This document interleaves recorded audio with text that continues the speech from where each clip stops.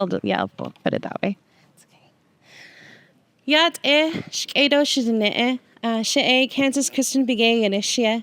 Glashchi shle do ho lane bashichi hashk ahazoi ada shiche techi ni ada shinale.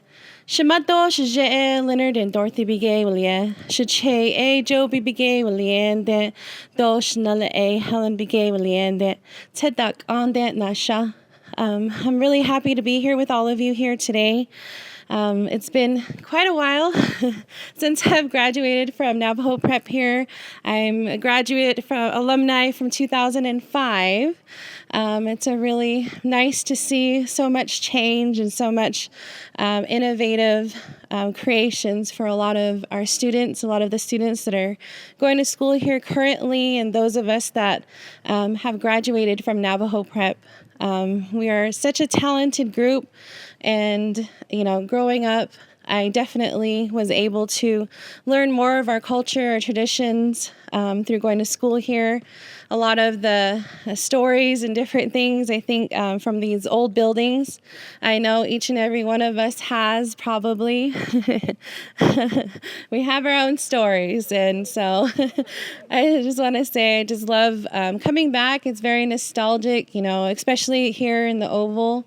I'm really happy that we're all gathered here today and have events here the way that we do. I remember it definitely when I was going to school here, and I think we even had like a music session out here at one point in time, and I remember even singing out here with Mr. Crank at the time with his little band group, and so I remember I have a lot of fond memories of being here. It was funny while I was walking over the bridge over there with the water underneath. I was like, hopefully no one's standing behind me. I don't get thrown in. We used to get thrown in as freshmen, so I still had to look around. I just an instinct for some reason. But it was always definitely some great memories, and I'm really happy to be here again and to share some music with all of you, to share some new memories with all of you, and be able to provide some music. So I wanted to start off with this song and being able to bring us all together in a good way to bless us wherever we may be this weekend, to bless all of your families. A lot of times at this point in time, all of us, we always need prayers. We always need guidance and love and compassion. Each and every one of us comes from our family members who love us and have had many prayers and songs that each of us hold within us in our culture and our traditions. So I wanted to start off with this blessing song to help us with today. Shit hot the they dagonil on the love do you way on a hey nay a Christian hajo bani seeing you way on a hey nay.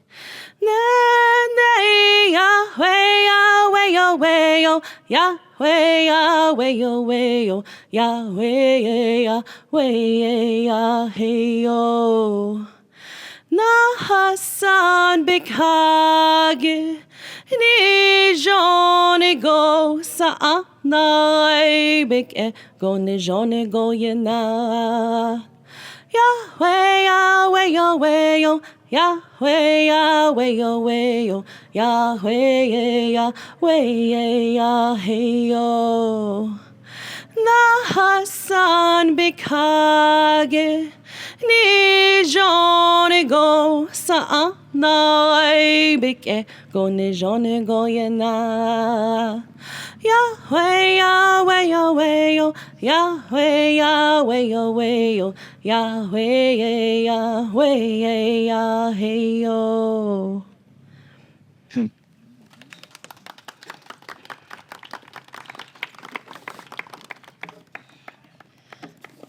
I had started singing ever since I was about 10 years old. My father and I created a few songs when I was a lot younger, and since it is actually the season for fair time. Are you guys ready for fair time? Yeah. You're not ready for those prices though, right? But hey, we're all here and it's a really great time to celebrate. A lot of times, I believe throughout the country in different places, I've traveled all over the world in different areas. And one thing that has stuck with me even just recently is the fact that a lot of people around the world don't realize that us people, indigenous people, Native Americans, still exist here today. A lot of them will talk about, oh, I read a book about you guys. I saw your movie of Indians and cowboys. And a lot of them are like, wow, you guys are still here today? And so I'm like, yes, we are, And a lot of even different people from all over the U.S. don't realize that us Indigenous and Native American people are still here today, and that they may come across us even through a grocery store or even a restaurant and don't know that they're sitting or right next to a Native American. So I just wanted to say, I'm very proud that each and every one of us brings that energy and that positive thought with that. So I'm really happy that we're able to come around this weekend. For those of you that are coming to the Shiprock Fair, I hope you guys come and really enjoy yourself. My family also has a food booth there, FYI.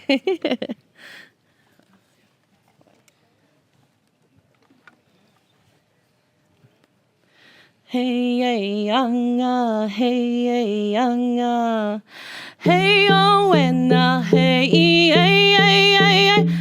oh, and hey, and hey, yanga. Hey, oh, and hey, hey, oh, and hey, and hey, yanga. Shiprock, Northern Navajo, hey, oh, and hey, and hey, yanga. Rodeo, carnival, yay, bitch, hey, candy, apple, cotton candy, hey, yanga. Hey, oh, and hey, hey, oh, and hey, and hey, yanga. Hey, oh, and hey, hey, oh, and hey, and hey, yanga. Shiprock, Northern Navajo, hey, oh, and hey, and hey, oh, hey,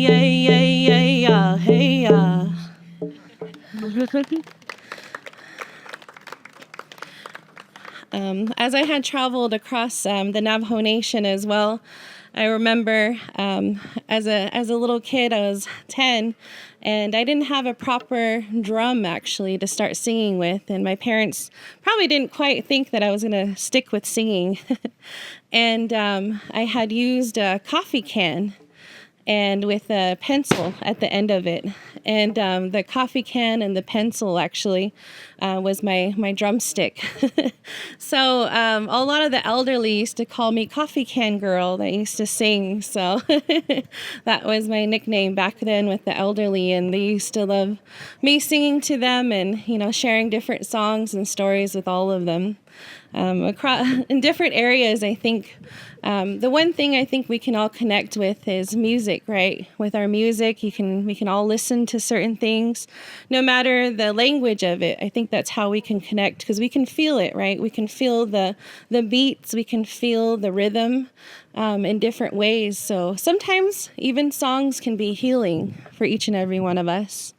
And even parts of it teaches our language as Dene people. As they say, Shidene, Shikeya, as our land and everything that we do. It all comes with a really great purpose and good positive thoughts. And I think we need that more in the world, right? To have more positive thoughts, to have more positive energy and different good things for each and every one of us. And so I always think that everywhere that I go to just bring that positive energy to each and every one of you, to make you guys laugh too, right? Laugh is good medicine. So, did you? Yeah. Okay, since I said to laugh, how many of you guys were called Chiji when you guys were young? Or still are today?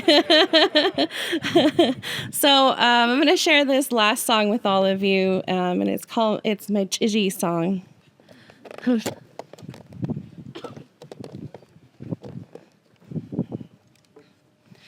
Hey, yanga, hey, yanga, away, away, away, away, yanga, away, hey, yanga, way, away, away, away, yanga, away, hey, yanga, way, away, away, yanga, away, hey, yanga, come on, Gigi, let the good times roll, roll, roll. Come on, Gigi, let the good times roll, roll, roll.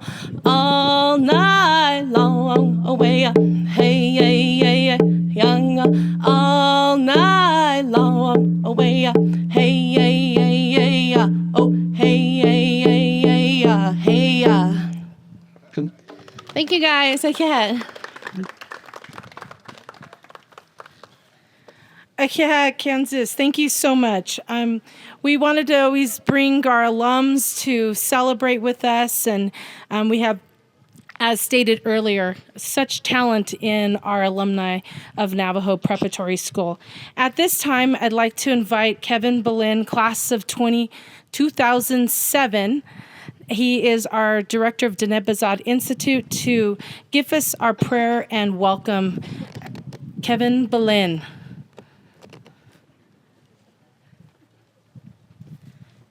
And he is missing. Where is he? Okay. We will continue to move forward. At this time, I'd like Miss Kansas Begay to come on over so we can give her a gift of appreciation. She's an alumna of our school, and you see her having a lot of movement throughout Navajo country and Indian country.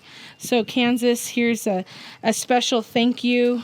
Thank you for your beautiful music and living your passion. We are proud to call you an MPS alumni. Much love, Navajo Preparatory School. Thank you. Yeah. All right, we will continue. We can pray afterwards, so I can go ahead and just start welcoming us here. Today has been a long time coming, and when you are talking about buildings and campus development, and we have a beautiful 36,000 square foot building that sits behind me currently. And the question has always been, what is its future? What are we doing in order to continue the development? Back in 1995, they started a campus master plan, and we're super excited that Miss Betty OJ will be providing some words and sharing history and kind of the process. For us to be here today, it took a lot of pounding the pavement. It took a lot of asks. It took a lot of learning policies, learning how to navigate from Indian policies to federal policies to tribally controlled school policy, and learning the process in order for us to be here today. And I'm excited that Ms. OJ will be a speaker for us this afternoon. Another longtime speaker will be, and a board member of 30 plus years, is Mr. Charlie Long. He will give us a perspective as a board member making those initial decisions to even become Navajo Preparatory School, and then recently helping us finish the Hogan as a new build here during past COVID times, and then our new student home. We had to invite a student speaker. And a student speaker, and I talked about, and I will share more about her, but I knew her as this little girl with pigtails, braided pigtails, running all over this campus. And now she comes to us as a mother She graduated an Eagle and now has an incoming freshman as an Eagle. So we're excited to hear from Miss Rainey Chris, class of 1998. So we're going to go ahead. I'm now going to turn it over. It looks like Mr. Kevin Belen is here. He snuck out on me. So I'd like to once again welcome you to Navajo Preparatory School. And this is Kevin Belen, Director of Deneb-Bissau Institute, class of 07.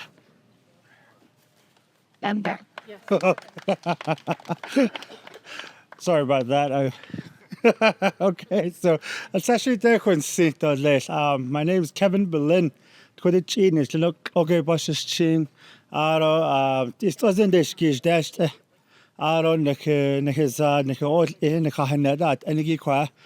Oskaki Hadesh Begidins so I had director the Navajo Institute what shield Tashite citizen Rojan dollar now sounds my other skishatka con away nears into Niklung contest at the end then Igi says not Jinin and Ashanant so it's conto go see to a bench as now to just old aircon.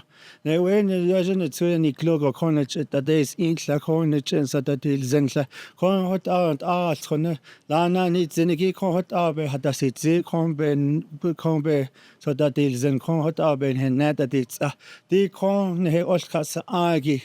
Jono has Jono con Hojani con hodok is cont art con yat eh Nichalchin than lean con the Oscar con Juno Henat Anish at the Oscar con hota it is conganat Anik that knee go hardest in nast hot an sea case or con banda hit argo hot con Altra than Lini con hot anat ani da Oscar con hot not anin da sea clean hot not anin dan kiro jigo hot nekedol zing hot the Oscar the hot Oscar ben saha case ben hat hot Holka ben Hazlago con hot altron hojon dolen seno the nidole the altron zaten hata as kashin zata that ego had shin Oscar than Lini Harrishin dadness Harrishin keda hat she in night as energy what are we getting into bark and yonder we getting behind legal coin bars can put kayada hot eto coffee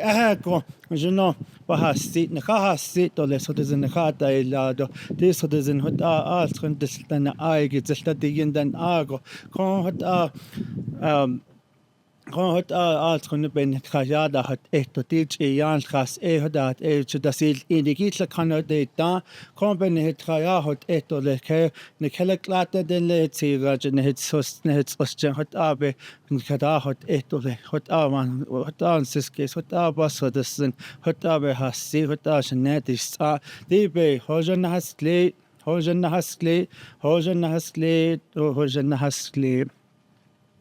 so so just want to welcome every one of you here, students, staff, and alumni. We're here to talk about our beloved school and what we now identify as Building 32. I know most of us probably know it as the admin building. And so we have so many stories that we could tell. There's so many stories that we can share with Mr. Brent Garcia in a little bit. So you guys can share some of those stories so we can keep those. I know many of us etched our name into the brick wall somewhere on the side. We probably put our name somewhere in that little tiny room in the roost. I heard there was a slide. I must have missed that. So there's so many memories we have associated with the school, but in particular the old admin. We just want to ensure that everybody has time to say something, has time to share, and has opportunity to share their memories. And also thank IDS and thank our administrative and our board of trustees to ensuring that something will be built after and continue its legacy as Building 32, the old admin building. And I know we were collecting information, and I think the building says 1935 it was built. And so we're looking through old photos and trying to find more information, and it's that the things and how change has occurred from when some of Methodist students gone through to when I went through to now. the amount of change that has happened, really, it moves your heart. And I know walking through, we took a few walkthroughs through here, and I kept thinking, in here was where Colonel Hall's class was at. In here was Dr. McGuire's. In here was when Miss Chris had her first class in here, when I got yelled at and had a baby, that plastic baby. And so walking through and looking through, all those memories come through, right? And so just thinking, like, that's just my experience. And how do we capture yours? How do we get that? And so we really want you to share those stories in a little bit with Mr. Garcia. So, some of you probably came from long ways. But we just want you to have a good dinner.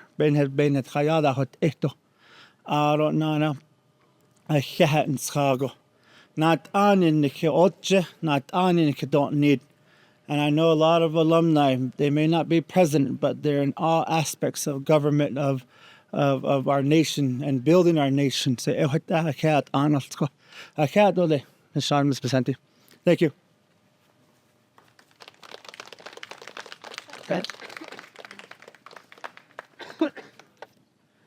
Okay, yeah, thank you so much, Mr. Boleyn. Next, we have our alumni, Craig Lee Sandoval, class of 2005. He's our Board of Trustees Vice President. So, Mr. Craig Sandoval.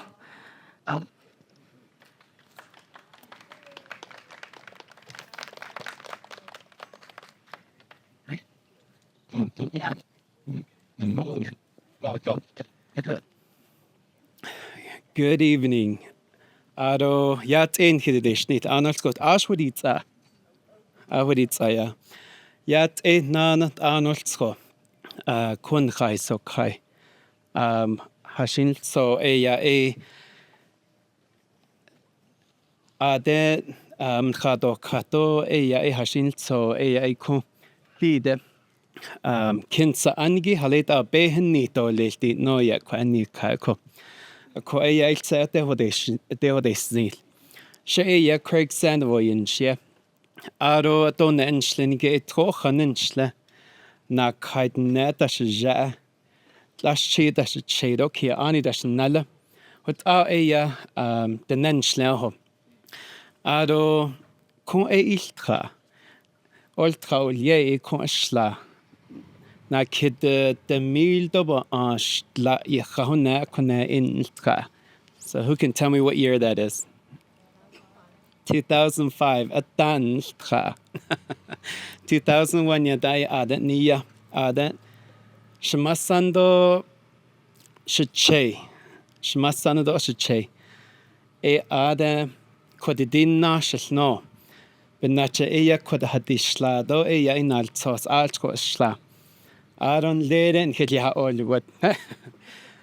Leja McDonald Hallja Argent Tinja Ade hitne Hollywood.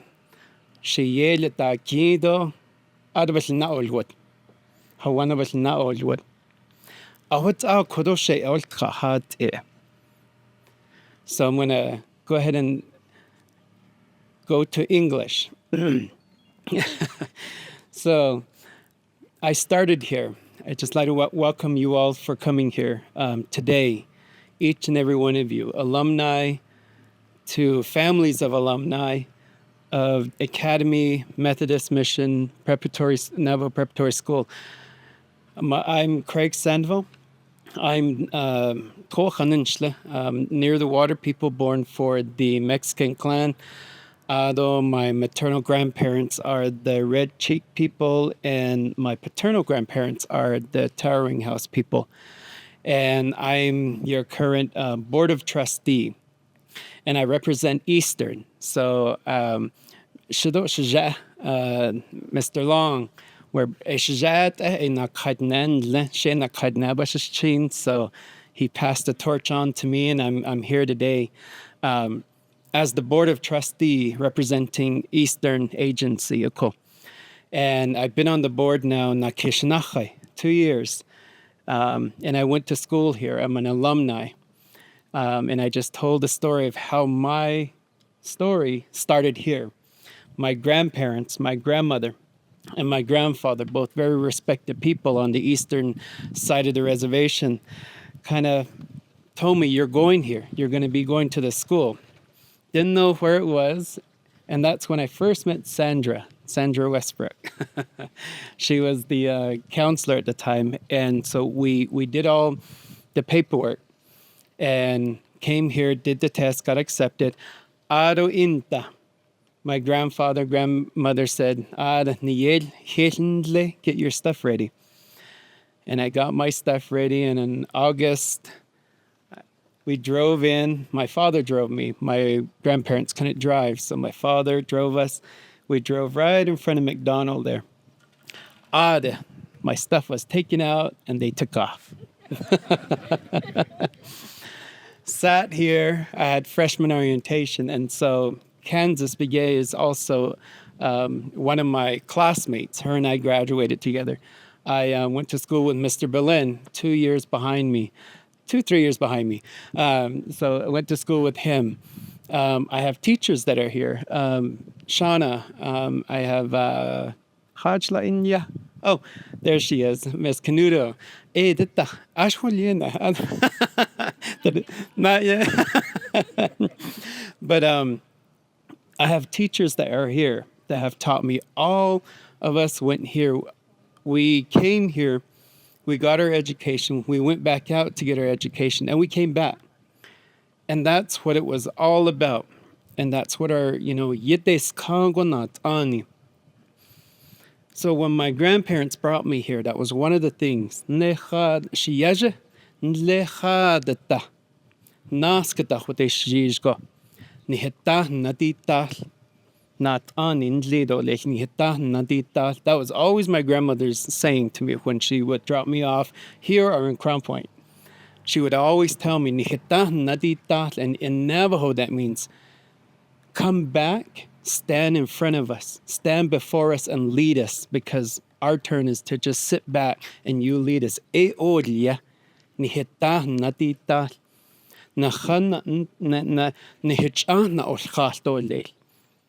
That means you take your weapon, whatever that weapon be. Our Navajo weapons are, for the female, it's the stirring sticks, this scene. And then for the male, it's the bow.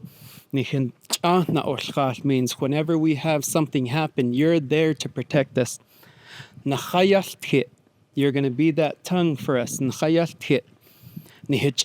Zero, if something ever happens, you're there for us. That was kind of what my grandparents really embedded in me and said, Allah adi insta Navajo Preparatory School. Adashi nahat adi ledo nahat anan ledo les. I always remember that every time I come back. That's what my grandmother said. Adashama Betty. Very inspirational leader. And I remember I would go to her office when I was a student here, just to see how it was going. And I learned a lot. Not only academics, but also everything that I would know about being Hatacho Lehki. And that was very important to me. That's what Mr. Berlin says. I don't know where he went. He got married somewhere. We don't know where he went. But, of course, and that's what I did. And then I showed up again, and Mr. Berlin goes, just your Inglewood.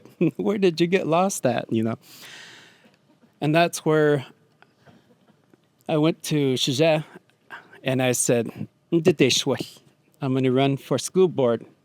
Oh, I'm going to retire. And that's where Shizhe, including Betty, and I said, what do you think? Halit Aban Tzada case. Oh, isn't dash, bigash.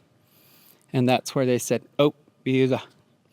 And that's how I ran for the position of the Board of Trustee, and today I'm here with you guys. And so a lot of memories, just like Kansas said, a lot of memories within the building. I was actually sitting with April earlier, and we did a whole walkthrough, a memory walkthrough of the whole building. And then I said, and then on the third floor, and she goes, there's a third floor? That's where all the English, the language arts, that's where they were. And I said language was way on the bottom. There was a reason why language was at the bottom, because that was our roots in the Hikket. The language, Spanish and Navajo, was there, and that's who we are, the Nebezabe Yeltke. And as one of the board of trustee, I always push language. Nihizad, nehe ol ish, ebiket no ka, enihita niteho. So, being a freshman here, all the way to being a senior, tibi ishka. And so I want to hear others what their experiences were, alumni and those that have graduated, before me and after me. Because the 4 years here, it was, I learned a lot. When I was here is when I lost both my grandparents, right after another. And I was in class here.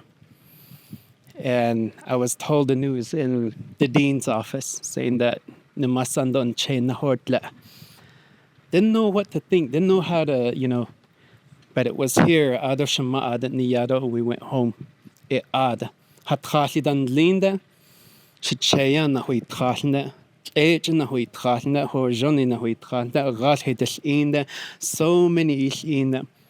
Shemasanya to na wen leje na hui trasna adin the hojons the ish in that canal tabe hojons the azat nihna. So they had a lot, and so they also instilled me, learn your traditional side, but learn your dikwa Navajo prep ko din nato ajato yego idiltra.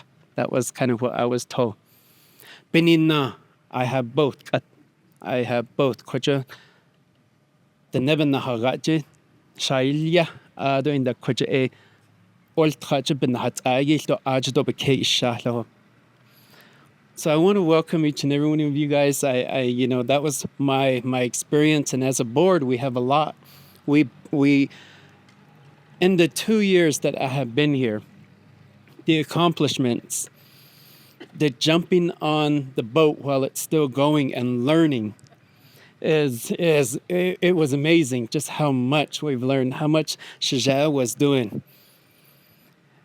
Me and my colleagues, the board of trustee, we went, advocated, created a plan, utilizing that philosophy. Ntsakes nahatai nasihissen. Khaled aban tohdi kos. Khaled au eyaban nahit adole. Khaled au adol nil. That's how we make decisions. Do eya o obalo. Sad o aja dahil ganda. That's what we would say. Hajo ban si kes. Hajo eya. Justin hot adant in our songs. Hot ban te kes no but sendate. And so the plans now are well, I won't speak of it because it's coming, but we'll talk to you about the plans here and how we plan and how we work together as a board. I say we work together that way. We have that, we have our plans, but we have our, on and on and on. Elections in Nahorji, so we'll see. How don't need, the ende bohodni, they kill what the neatly at the bohodni. So yeah, and then we do have 2 alumni on the board, myself and Sherrick Roanhorse. 92? 99. Don't tell him I said that. 99. Okay. Him and I, we've been through this, we have that shared experiences. So we understand what the school needs and where to go. But in addition, we have 2 other board members that have family ties, that have the ties of, for example, Andy his sister went through here, and so he understands. The family has went through here.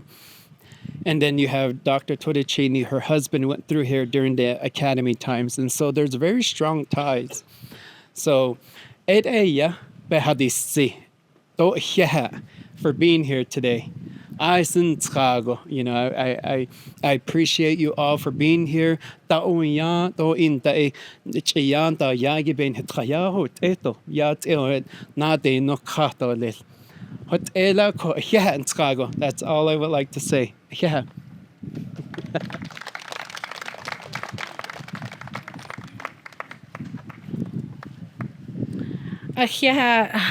Craig Sandoval. I remember Craig as a freshman coming here, and he just has not changed. He looks exactly the same. Now he was even our little Che back then when he was through here at Navajo Prep. So I really appreciate Craig and his leadership as the vice president of the board. Now we're going to introduce Indigenous Design Studio Architecture, the principal in charge, Ms. Tamara Begay, to share. We started this master plan revisit back, I want to say, in 2021. And through this process, we've created kind of this idea of like where currently our buildings, where's the future of the building, how do we take the 95 master plan and let that be a springboard into our updated master plan. Based on kind of my journey through this process, we found that you should always revisit your master plan like almost every 3 years. And so that's kind of where we are. We're constantly revising. We're looking at programming, and the need of students has to guide your next steps. What is the need? Where's the growth? What's the future look like for instruction? What does the future look like? And I'm holding future look like for what is careers look like in the next 20, 40 years? Is there such a thing as career? Are we looking at how are we embedding and how does the facility complement the growth of our children? So we really appreciate Tamara Begay and her team. They're going to share an analysis. We went through an entire structural analysis of Building 32. And so she's going to walk us through those reports, and then I will talk about the vision for the future. In this process, we have to remember we are at that first stage of Ninsaha case. We are thinking through this process. We are looking towards what's possible. And so I really want us to remember that this is our first step, and viewed as a community town hall. And where we're going to capture your stories is through Brent, and have a link also, if many of you can share it, that can have other alums share their stories of Building 32. So without further ado, I'm going to go ahead and turn it over to Ms. Begay.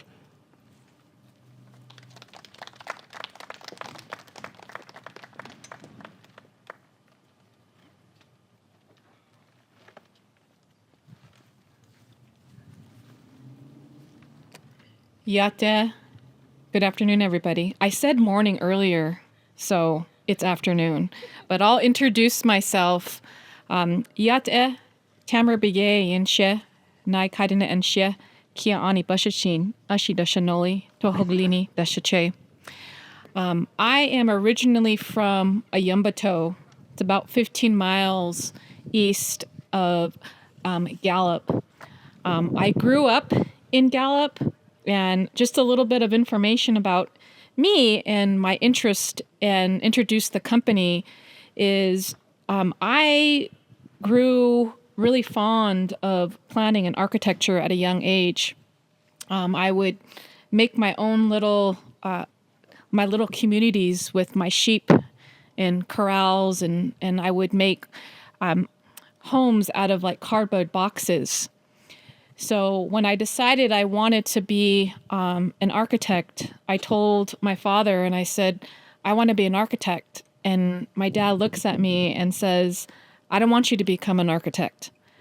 I want you to go to school and get a sociology degree because your mom's sisters are doing, so good in sociology. I want you to come back to the community and help your own Navajo people.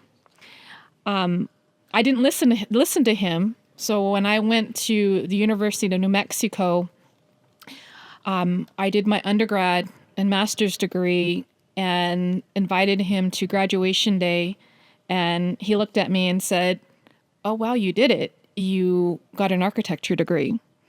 And so that was my path to becoming an architect. So to become an architect, you got to get your master's degree, and then you got to have your internship, and you got to get so many hours to become a registered architect. My first job was one of the oldest architecture firms in Albuquerque, New Mexico, SMPC Architects. And then I grew to know that there was other Native architects in Albuquerque. So I worked for two of them, and I came a full circle.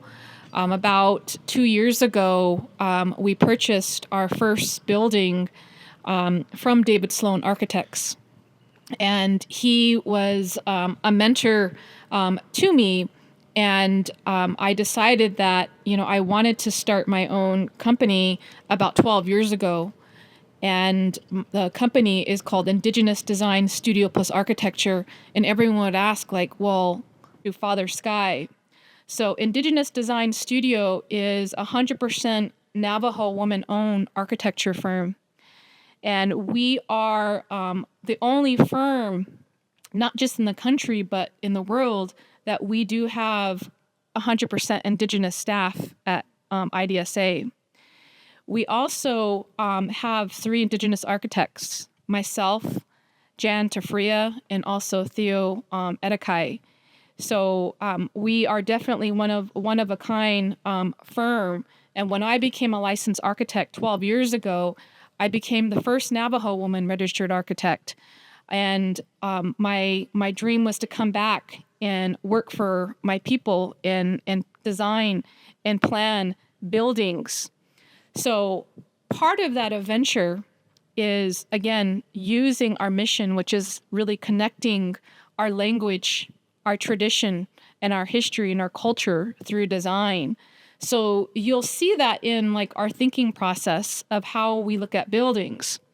So I want to remind everybody that as we go through Building 32, the old administration building, that these are fond memories, but like what we like, a lot of buildings, they deteriorate if we don't maintain them. So what we did, and I'm going to just kind of briefly go through this timeline. Building 32 was constructed back in the 1930s. In 1995, the site was purchased by the Navajo Nation. November 2021, my team, which included structural, mechanical, and civil, along with architectural, we did a building assessment for 32. There was visions about renovating it, using it for maybe a different purpose. January 2022, we completed a facility condition assessment.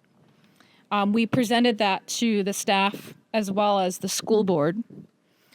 The final condition assessment report was submitted in February 2022, and October 4th today, we are having a town meeting with the community, staff, faculty, and invited guests in regards to building 32 assessment. And I'm going to try to make this kind of exciting, right? Because we're talking about an assessment of the report, but I'm going to try to put it in terms of this indigenous knowledge about connecting to the ground and our bones and our roots of a tree. So we got to have those bones and the roots of our tree structurally sound. So along with my team, and most importantly, our structural engineer, we have our findings was that if we were to reuse this building, it would not be cost effective or feasible to renovate and salvage this building. Other items along that has to do with the structural components of the building. You'll see some pictures here towards the west of me. You can come up here. There's different levels And one of the things that we looked at is the foundation. The foundation always needs to be connected to the ground.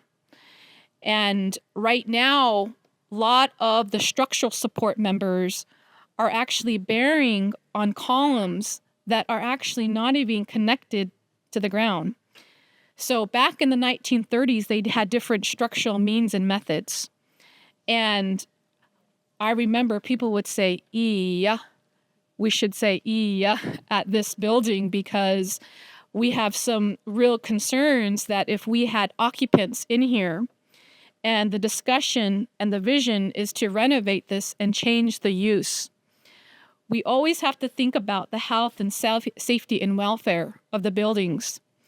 And if we were to change the use of this for classrooms and offices to maybe a more public assembly area, we have more load to that building.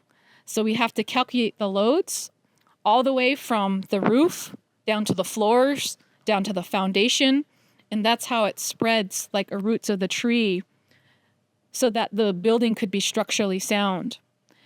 So some really dire needs of that. So part of that is if we were to go ahead and move forward with renovating it, we did this visual observation, but we would have to put more cost into the building, hire a demolition contractor that would come in and peel apart the walls and the columns. Some of those columns, you have exposure of the rebar. You cannot have exposure to the rebar. So if we were to go and have an assembly area with a lot of people in there, you'd put that load and it could be a catastrophic damage to the building. So it's important that, we think about the safety of our Navajo people and our students and our faculty and our staff. So with that, it would mean that we would have to spend more money. And when we develop, there's always designing to a budget. But if we were to design to this budget, we would have unforeseen conditions. We would have to think about, we got to get a demo contractor, and they found that, there's no rebar in these columns, so we're going to have to remediate it. We have to come in and we have to document. There's no existing drawings to this, but we would have to come in here so that we can actually calculate the use of the building, which is per code.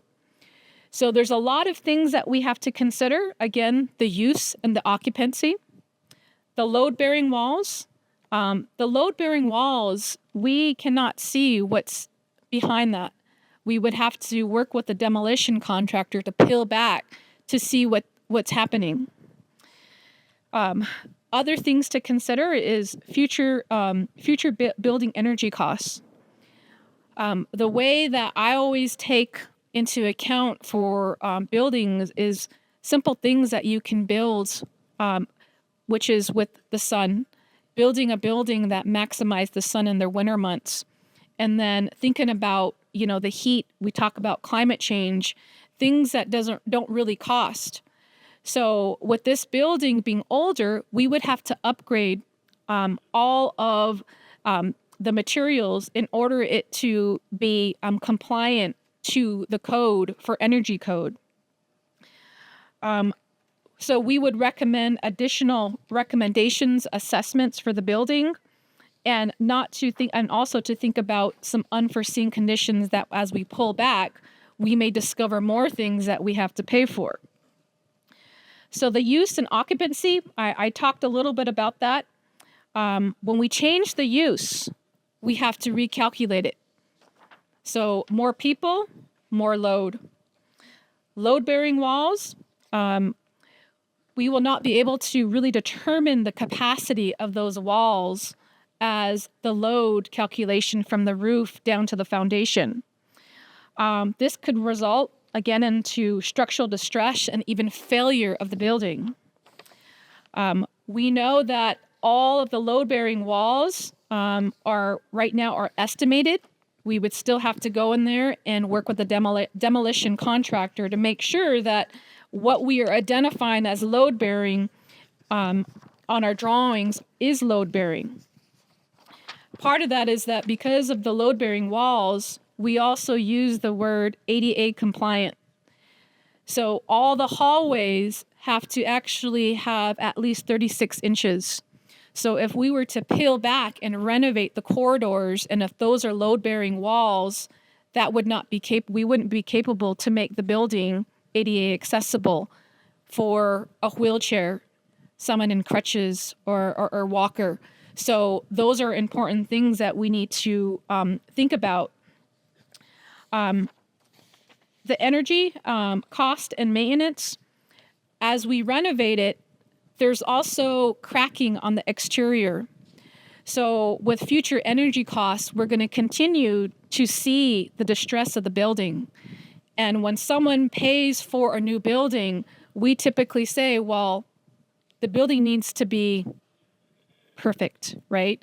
But with the foundation and the load-bearing walls and the cracking of the walls, we're going to continue to see that, and more maintenance would have to be applied to the building. So that would be additional costs that we don't think about in terms of maintenance.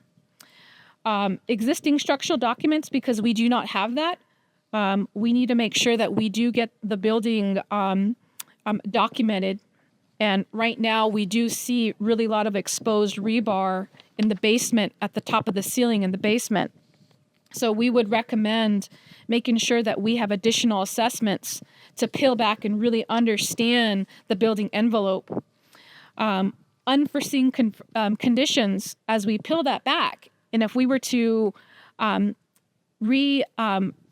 re-establish an occupancy for it, we will see additional costs in design and construction. This building is not cost effective for salvage. In terms of more structural concerns, which is the foundation settlement, right now the foundation settlement, you'll see the cracking, so the building is moving. The foundation frame, as well as distressed cracks and basement infiltration. Thinking about how the water and the drainage runs on the site, there is water going into the building, so we will have other things to think about. Mold, critters in the building, and most importantly is at the bottom, we talk about having connection to the ground, and the wood framing under the alumni hall actually only sits on blocks. So there's actually no footings at the bottom of that basement.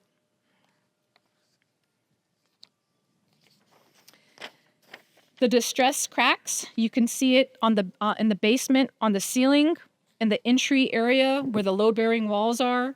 The basement also continues down, and you'll see the continuous distressed cracks. Erosion and water that is filtrating into the basement. We would have to have a complete demo of that, and also an environmental assessment. So with all of this, IDSA does recommend, with our team members, including our structural engineer, that this building be demolished and rebuilt. So what does that mean? I know there's a lot of great memories, but there's ways that we can design and incorporate those types of memories, using some of the existing materials and putting it in to maybe a countertop. Maybe it is, a display, maybe a displayed memorial wall. But there's ways that we can talk about that and plan for our future and have buildings that represent who we are, incorporate our culture, and think about the vision, of this beautiful campus. We have such a beautiful campus, and today the weather is so great. The wind was blowing.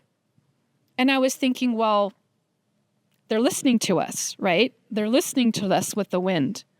So I would like to continue, again, this idea of this indigenous way of designing and thinking is embracing people's comments, because how we come up with our concepts is listening to those stories and incorporating it. It's not our design, it's your design.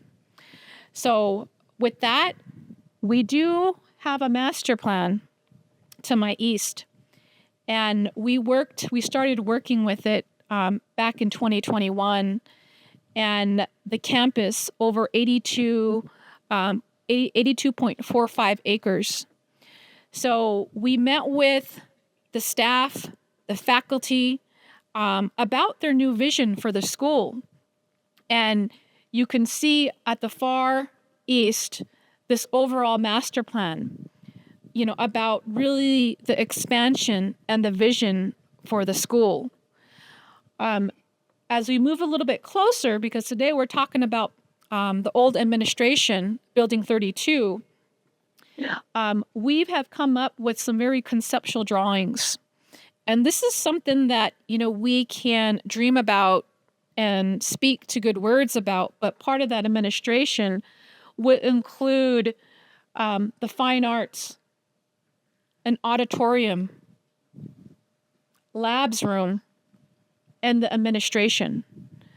So with that, we just came up with a visual to get everyone inspired by what could this be, right? And I think right now it would be a good opportunity, to continue that conversation. And I think that the students, the community, will be so happy when they see this building. We could say, well, right, we talked about it at that town hall meeting a couple years ago, and look what we have. Having a groundbreaking ceremony, for really the future, of our students. You had some alum talk about, the school and how it was very inspirational for them to go back and work. So thinking about that kind of cycle, of life, coming back, working for our people, it's great. So let's plant that seed and continue to, have these great conversations, good words, about the future. So thank you. Yeah.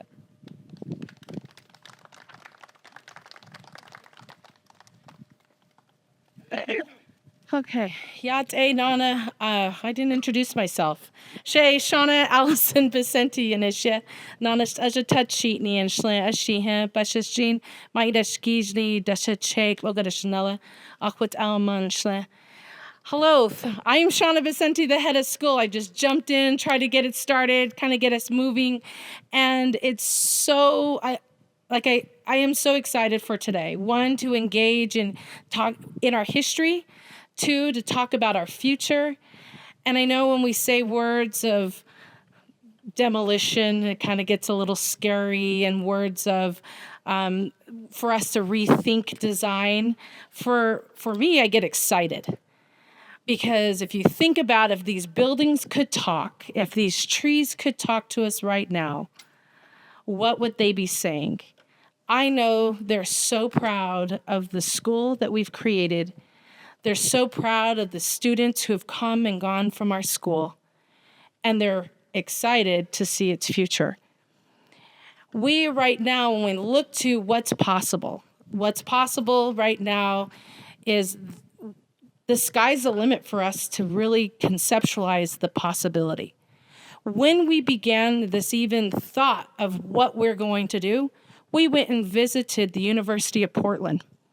The University of Portland has a whole aesthetic similar to our school, bricked buildings, and they had I'm going to say almost like a 45 square foot building, the center of their campus, that they built as a replica of their school. Everything inside was 21st century design. Everything inside that building had sustainability to the environment, to their needs, the programming of their campus. And that's a possibility. We thought about that. We said, what if we just built a replica of this building and you walk inside and the walls are movable, there's maker spaces, our music is out of the portable, the roost is now a big old auditorium. All of these dreams and thoughts of what could be, that's where we're at today. And it does come with the thought that one day, and I'm going to talk through you a timeline of where we are today, that it will be blank, with an exception of a building that has the hub of our campus is our technology. Did you know all fiber lines that really keep our school together is on the backside of Alumni Hall? That means everything. So we'd have to build around that building, but it's possible and it has to be. That's like our first goal, is to build around our hub. We went after funding and went after the thinking of what are we going to do with this building. We received the report, and the report first felt really sad. It was like, no, Sherrick and I basically were ready to go arm in arm and just hug one of the pillars and said, no, until we went and saw University of Portland, until we saw other buildings that we could dream. We can truly make maker spaces for our students because we don't know what the career is going to be in the future. We could have our film program actually have a space to create, to create our own stories. And Rainey and Tammy already want an office upstairs, they said. So there could be an office upstairs. We even were dreaming of, what about a middle school? What about an elementary school? Having a K-12 experience here. These are opportunities for us to think about and look at how do we see the strength that the building has and plan for the future.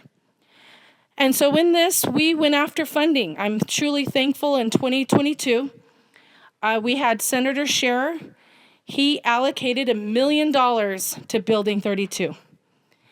And then here in 2024, Representative Allison gave us $200,000 to Building 32.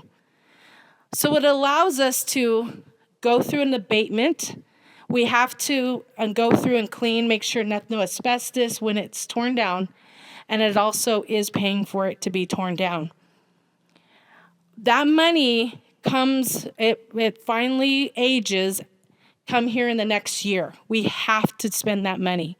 And we've already showcased to the state of New Mexico that we spend our money when they give it to us. So we thank our legislators. We thank those who have also see the vision for our future. We recently received $2 million from Senator Heinrich's office to do a cultural wellness, because our Navajo textiles class is also a really growing course where it's silversmith and weaving, and that also needs a home and a space in this with the arts, within science. The movement is STEAM now. That means science, technology, engineering, arts, and math, and I like to say, and music. Can also, that's kind of the vision for this cultural STEAM location. We are just at the start. We're excited to see what's possible, but we do know in the future it will be talking about its demolition. Probably one of the most scariest first steps as head of school after taking over from Miss OJ was having to make a decision on tearing down the Hogan. That hurt. It was like, I get emotional thinking about it because it was such a huge step for Kevin and I. It was, and I sought to Kevin's expertise, his knowledge, his support when we even said we're going to have to take it down. And so when we look to the future, there's these steps you have to do, is you do it respectfully and you do it with honor. And I'm honored to be a part of this movement. I'm honored to be a part of this building. I too had an office on the back side. I was an athletic director and I could just go up the fire escape and go down the fire escape. I had classes in the basement. There was a locker room, and then they had they tried to make it like a hangout spot downstairs with the locker room. There was like this fireplace in the corner. They put chairs. They had, I think they tried to do a ping pong table, but it was always so spooky down there that it was kind of hard to hang out down there. But we still would, that's where our lockers were. And I think at At the time, my Navajo language teacher was Miss Redhouse, and then my science teacher was Mr. Sarton, who had a class upstairs. And so that the building was alive.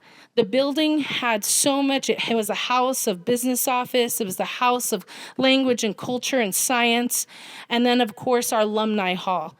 We gathered there as a community, and then it turned into a library towards the end of its years.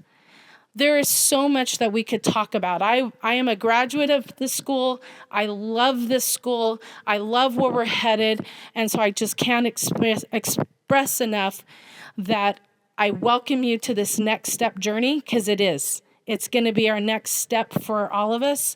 So I hope you join us as we begin to think to the future. Ahiahat, thank you so much.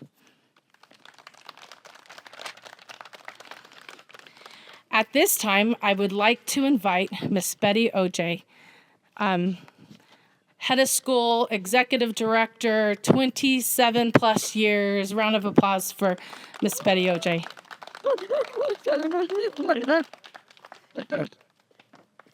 Thank you, Shauna. Yat anotsko hehe shalchinen hanai so kaigi kodo dainos go kodo hiso kodo adok DJ konai so kaigi hehe. Really proud of you to see that some of you are able to come back. I wish there'd be more, but I'm sure there'll be more opportunities. She yaha beri ojen chiedo nishlinigi ekia anin shlona kaidene bashishin. Ado kintlachini dashichedo nanisht ejidashinale. Ado, I came here in 1991. It's really a long story, but I came here in 1991 when Navajo Academy was evicted from this campus by the United Methodist Church General Board of Global Ministries. And the women's division of the church had owned this facility for many years, and they ran a school here. So I was called upon for assistance by Chairman Peterson Za because Navajo Academy had been evicted. And two faculty members from the school had visited Mr.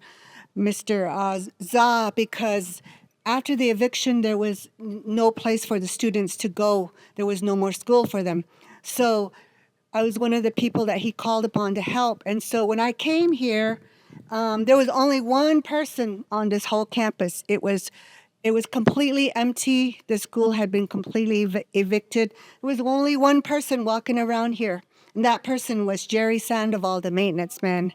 And Jerry had worked with the mission, and he knew everything about the school because he had been here for many, many years. So Jerry was really, really the key link to help us with whatever we needed to know. So I just want to acknowledge him because there's so many people that have gone and left that were a part of this school. So I served here from 1991 to 2018. And Earl Chris, I want to acknowledge him, my other half, good other half. He's also done a lot here. And I had three girls that went to school here. Letitia graduated from here. Rainey graduated from here. And the last one, Nicole, they all graduated from here. So this really became our home. This was just, us. And so even to this day, when people see me, they don't see me as Miss OJ. They just see me as Navajo Prep is here. And I try to say, I'm not Navajo Prep. So it's kind of funny. But listening to Tamara and Shauna, I can say that you're all on the right track. I mean, it's just awesome, the way you explain things and your vision that you're doing this. It sounds really good to me because we all had to do historic preservation of these buildings. These are old buildings, and there's stories and stories and stories to these buildings, and people have so much.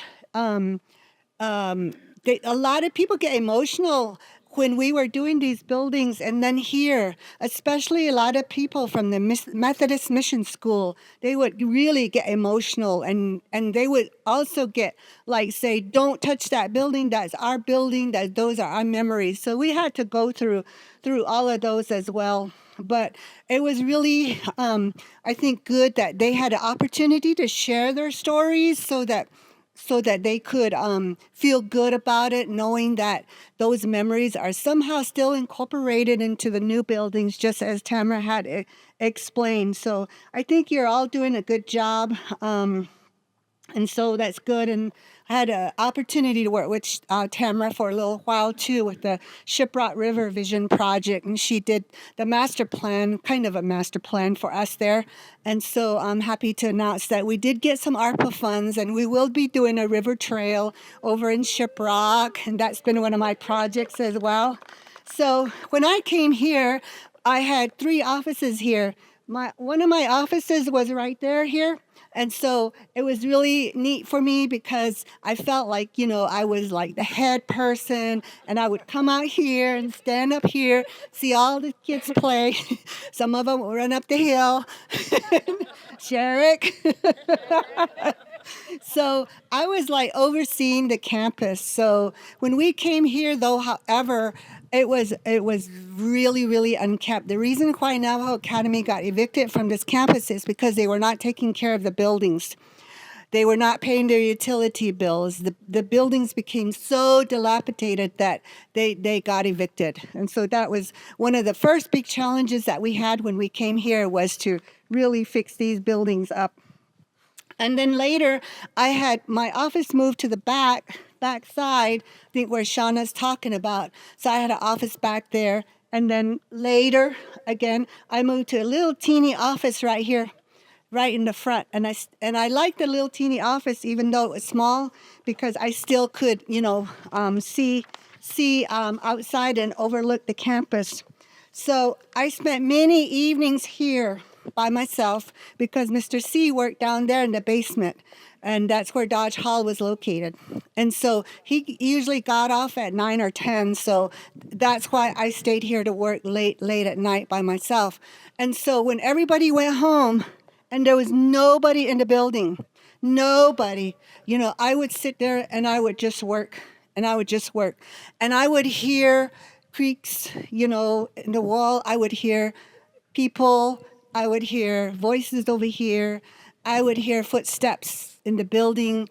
And it was just a real creepy feeling for me. And a lot of times I went to those places to see, like, I know somebody's here, but I don't see anybody. And so it's really, I have some stories. This morning, I really sat down and my mind took me through all the building. And I just sat there and I just type. And I said, oh, God, and then what happened is I lost one page of my notes.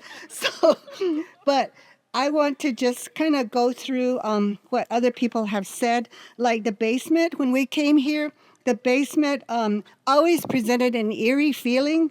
Because it had visible pipes, it had dark closets, and it always had that certain old smell in the building.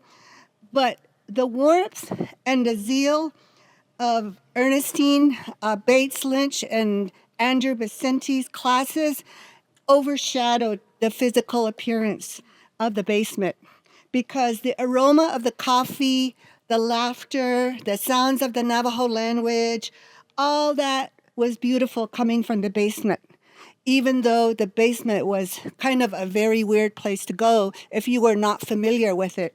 So the basement was one area. When you go up to the 3rd floor up here, it was also kind of a weird feeling, because you go up these narrow steps, and it's always creepy going up to the 2 English rooms up there, because they had spooky closets, and it also had an entrance to the attic. I've never gone into the attic, but I'm sure some students did. And though it was creepy there, English teacher, some of you remember him, Scott Nicolay, fulfilled and excellence of achievement up there on the third floor with his students. He had a state champion debate team, poetry slams, more, like lots of good stuff.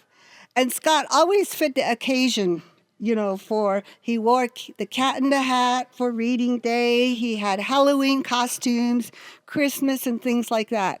So, it was the faculty that really made this place, into what it really, really was a place of excellence and learning.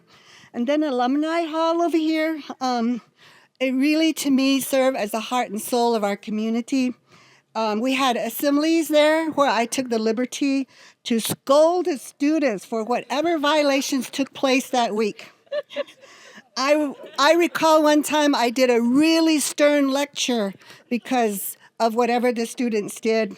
And afterwards, one of the faculty said to me, "Why did you have to end on a soft note? Keep it strong and don't get soft on the students." I don't know who that teacher was, but I really appreciated that advice. Alumni Hall Student Assemblies is where my leadership took me to set high expectations, reinforce rules and boundaries and celebrations. High expectations always centered on you are Yidis Kongo Nat Ani. We had so many learning events there, such as the Black History Assemblies organized by Mr. C and my daughters. And I remember an amazing play that they did one time where Letitia played Rosa Parks. That was really, really cool. She wouldn't sit in the back of the bus and really brought the, learning to the place about learning about diverse cultures. I recall one year prom was held in Alumni Hall, and the students decorated the place wall to wall. So if you went in there, you would never know that this was Alumni Hall. It was so beautiful. And those of you that remember Matt Frake, I remember Matt just flipping and flipping and flipping like Simone Biles all the way across the floor. And the students were dressed in their best. They were laughing. They were having a great time. So Alumni Hall was always a place of celebration and laughter and just being a family. Alumni Hall is also, I remember, and Shauna, you're in lots of my pictures and my memories as a student leader. This is where we welcome great leaders, congressional leaders like Pete Domenici and Jeff Bingham. And you remember that when we really, really needed help with opening the school, with needing they wouldn't let us open the school unless we had a Class A fire alarm system. And so congressional leaders came here. Shauna, Sherrick, Leland Vicente, and others were there. Wendy, you came on a little bit later. And we really, it was the students that requested money for the school. It was because of the students' voice that we had a lot of support from Congress and the Navajo Nation for funding. There's so many nooks and crannies in building number 32, but one cannot forget the Roost, which is located up there in the upper floor, where music was taught. And we always had plays there. There was a nice little auditorium there for assemblies. And on any given day, you would hear the sound of music fill the campus. Out here on the Oval, you would hear the music just going. And we had two of the best teachers. You might remember Shane Gallagher and Mark Smith. Two of the best music teachers because they were musicians themselves, and they taught music. And they had a small marching band, and Shane had a jazz band that sounded just like a jazz band from New Orleans jazz. And that jazz band won first place one year at the Navajo Nation Parade. And Rainey played those drums, those quads, better than you would see on Drumline, and I'm not kidding. And all this excellence of music came from the Roost. So I'm really, really glad that you you talked about music, and so there's so many spaces in these buildings. And then me as a leader, I guess you could say that I was always visionary. And as a visionary person, I would always imagine and I would visualize in my head of what I hope to see in the future. And many of those visions translated into my dreams at night while I was sleeping.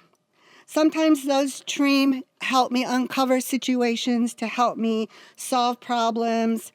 And I had this one dream that I used to dream over and over and over. And I always wondered, why am I having this dream over and over? And I always had this dream like I was going up this narrow place, climbing up a ladder, and on the east side of Alumni Hall over here. And then one day, one of our facility managers, Dave Biggs, he came to my office and he said, Miss OJ, do you want to take a walk with me? I have to show you something. So I said, okay. So he and some of the facility people took me up here to Alumni Hall, to the roost, and lo and behold, there was an opening, and there was a ladder going up. There was a ladder going up to the top of the attic. And this is when it hit me. This is my dream. This is what I've been dreaming about. After we climb up to that small room, there were all these names written on the wall. All my students' names. Some of them were my best students. Their names were written there.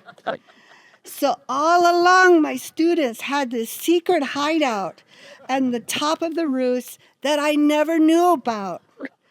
And I really want to go up there again before you demo these buildings and take pictures of those names. I want to see it again. Who were those kids? Their names were all over the wall in that tiny attic way up there. Wendy, were you there? She said no. So I didn't touch about a lot of places, but there's so many experiences. I want to end on a note that this has really been a humbling experience, but it brought forth so many achievements. We have doctors, we have lawyers, we have professors, we can go on and on about the achievements of our students. They deserve the credit. They're the ones that wrote the letters to the congressional people. They're the ones that went before the Navajo Nation Council. Sherrick, I have a picture of you sitting before the council. So, I have lots of pictures that, I have. And so they're the ones that asked for help.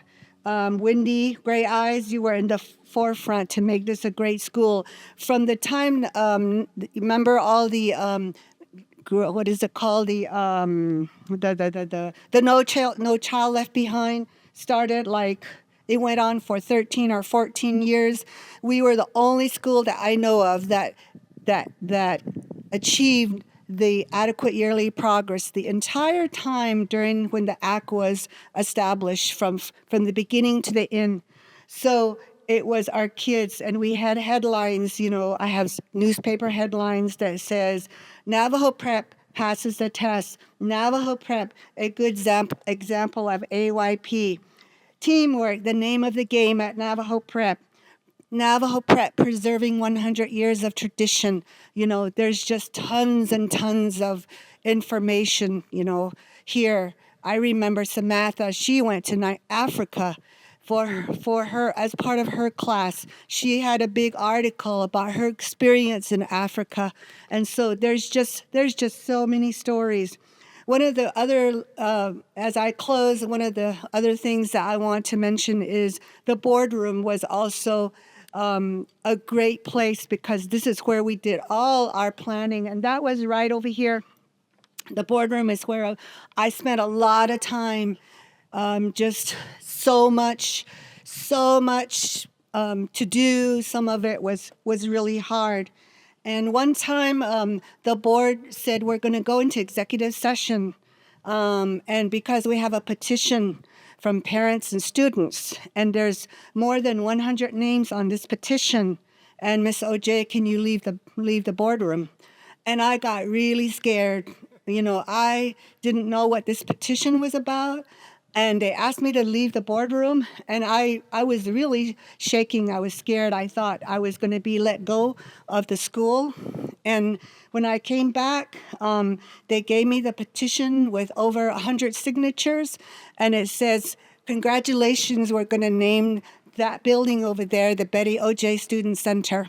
And that just totally, I did not expect it. You know, and I still have the petition, I still have the names of the people that signed it, I still have a copy of the resolution, and I'm so humbled by it that I was able to help the school in that fashion. And then in 2007, I don't know if it was as a result of that, I was inducted into the New Mexico Women's Hall of Fame for all the work that I do here with Navajo Prep. But this this short history is on building number 32. This is where the heart and soul of Navajo Prep started. And I know many of you are going to be telling your stories. But chapter 2 is going to be athletics.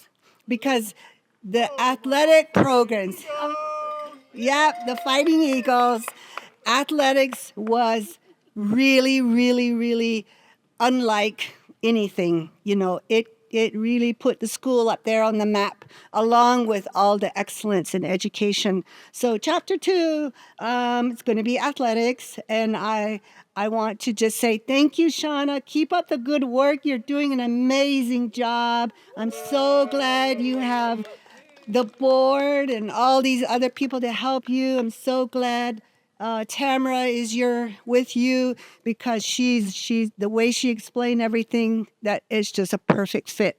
Yeah.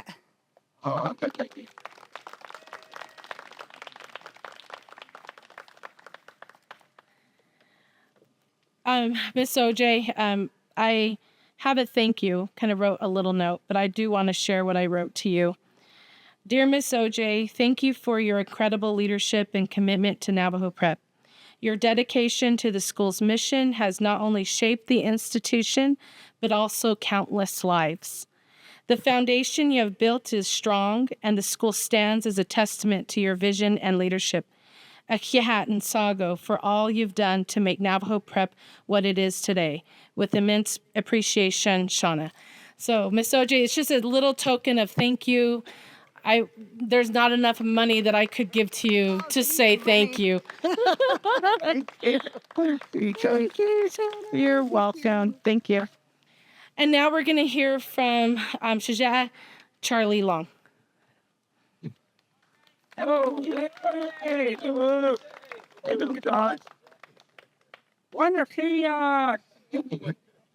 Aloha.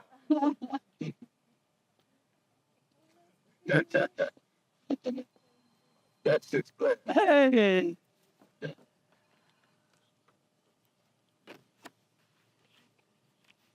Njono tentin. Don jono chao. Don jono taita. Di kota na paligi. That's what that's for. I can't. Way. Hakoda Sudo needy. By Henson.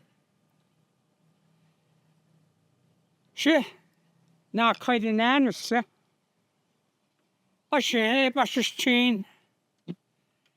Can't understand, can't understand. Look at the nice opportunity that. I'll see ya.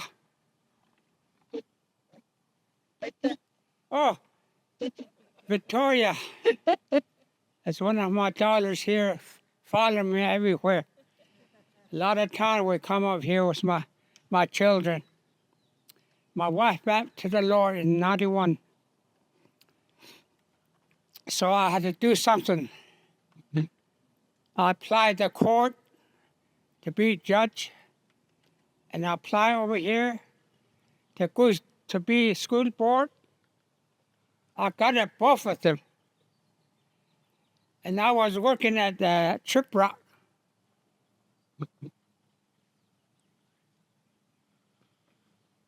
The master case judge. I was the court in Shipwreck. And the people wrote in my area.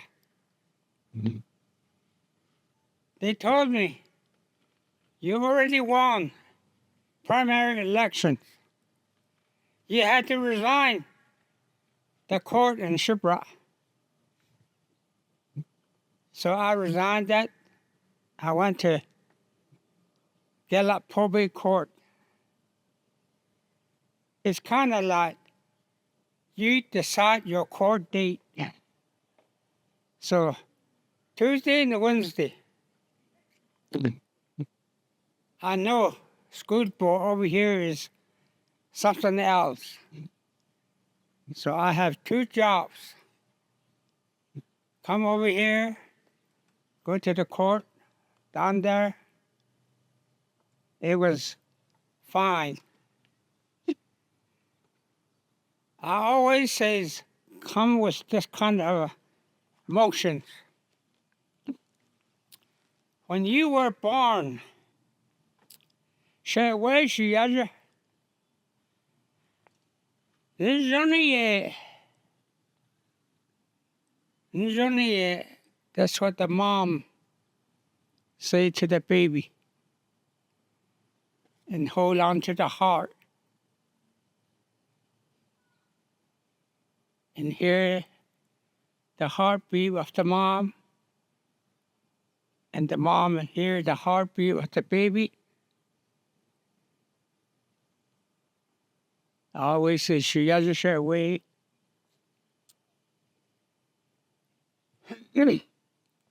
So today, we're talking about our children, our lovely children. Danjone Adolen Ronigi Patadil Nix. That's what we gather out here. When Betty OJ come over here, they say, where's she other? And she was not kidding a chin. The Jende thing or J or Yende. That's why her name was Betty OJ.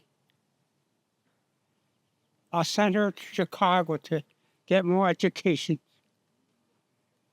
And that's where she found Mr. C. Thank you, Thomas.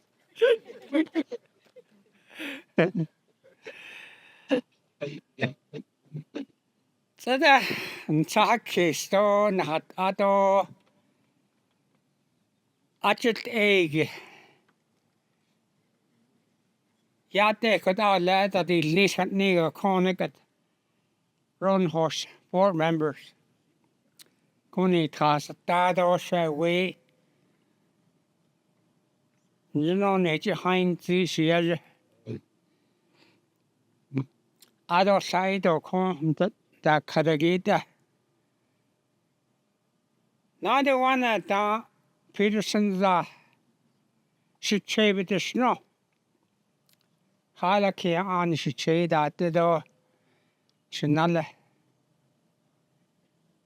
Hey, should shade Charlie Lawn. Go over there. Help Betty OJ. How could she know? We came over here, not the one.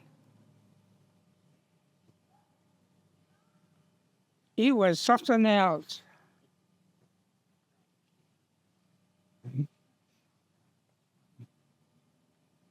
The school is down. The students are sad because how they operate the member before us. the good people, they have diploma, they have degree, and they have an education, all that, and they didn't hold up the good school. They have a school at the Ganado. They call it Navajo Academy. A little group. So they come up here to join the mission school. We thought it was going to be better, but it went down. So we come in 91. Betty O.J. always make a good everything on the book.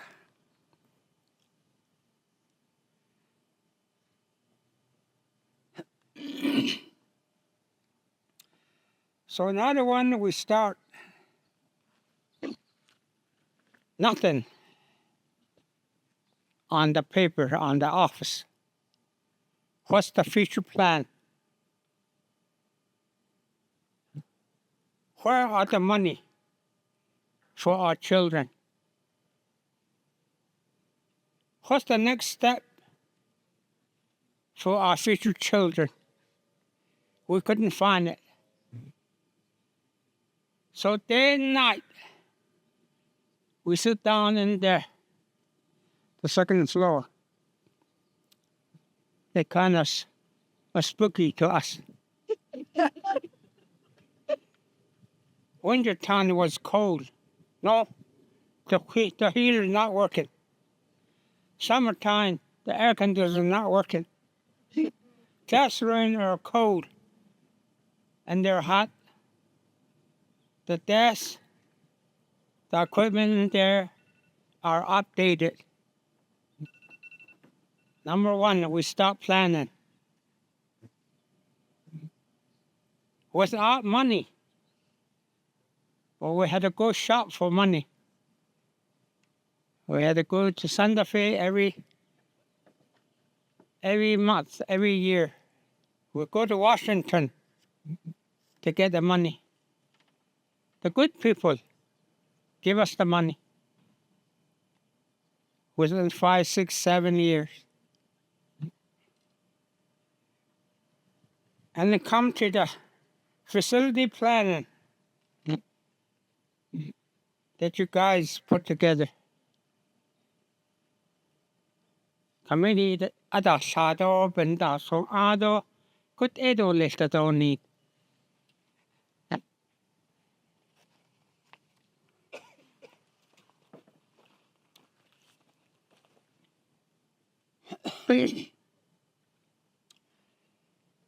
Administration, Building 32, built in 1935 to 1940.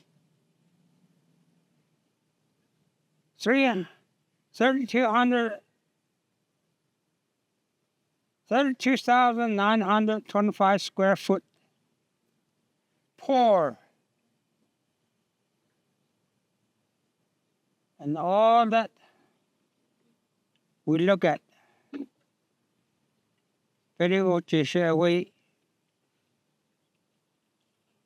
She had it in here.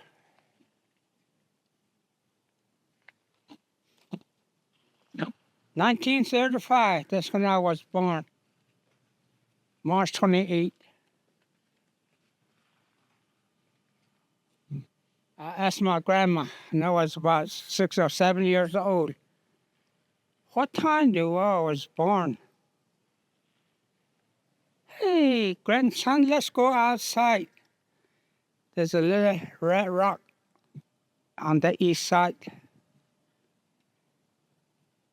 Nobody has a watch, nobody has cell phone, nobody has TV or anything or the time schedule.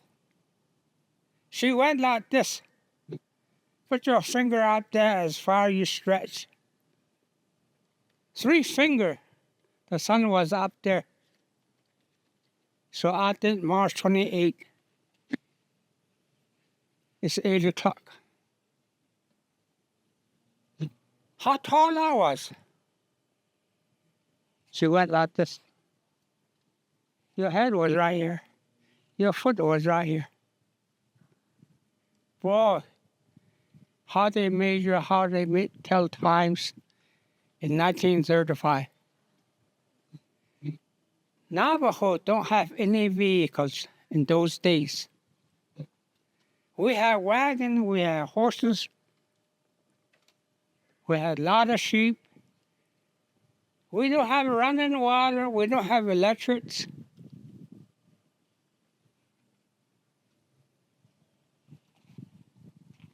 This building was completed 1940. I think I was 5 years old. Down the little ways from the home, there was a schoolhouse. By the railroad, for the railroad people. They have their own railroad name. There's a North Guan and a South Guan. That's where I went to walk to school. Even the snow is this big. Nobody has a vehicle. Our school was just a adobe building. No electric light, no stove, no running water, no bathroom. There's a house over there and one over there. That's where I got my education. And Navajo, my family, they don't know you go to school 5 days a week. I think this was Saturday. Get up, Charlie. Go to school. I had to obey my parents.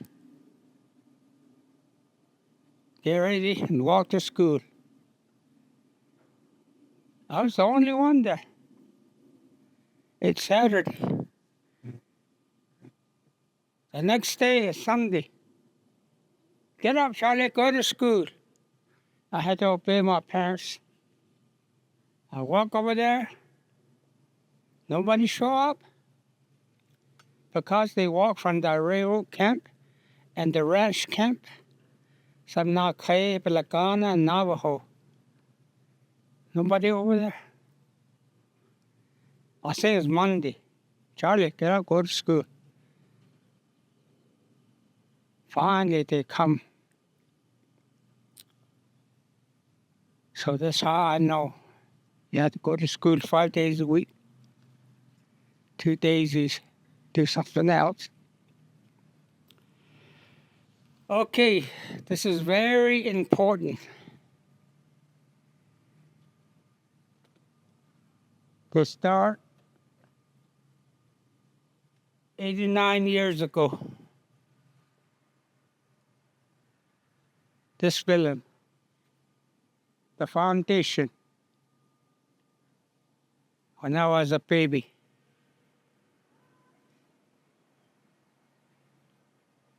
Now, it's in our hand. As soon as we got planned everything for other building, we walk around and we look at our children. They're so pretty, they're unique. They got to have a unique education. They have to have a good teachers, a good building, and a good facility, and a good things in their heart and in their education life. There was one of them. That's why we call it Navajo Preparatory School. We went to Portland, Oregon one time. It won spring tribe. A university like this a big building. They're sitting in there. They recognize us. Hey, Navajo Prep. Over here. I want you to talk to the student. That's what the school principal said. They're just like us, Navajo, the one string tribe.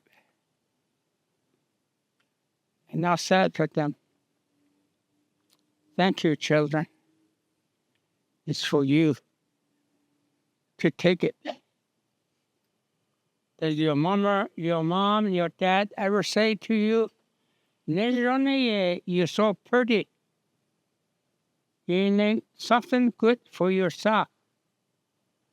Some of them, their tears running down. Our mom and dad, they don't talk like us. To talk to like that to us. Boy, somewhere in this country, they don't have that kind of love. So somewhere is need a good teachers, a good dedicated teachers, a good dedicated head of school to carry on. She yells away, I love you. They just don't shy away after 5 o'clock. But over here, they stick around. Even when night, they're still here. That's why we renovate some of them. And just recently,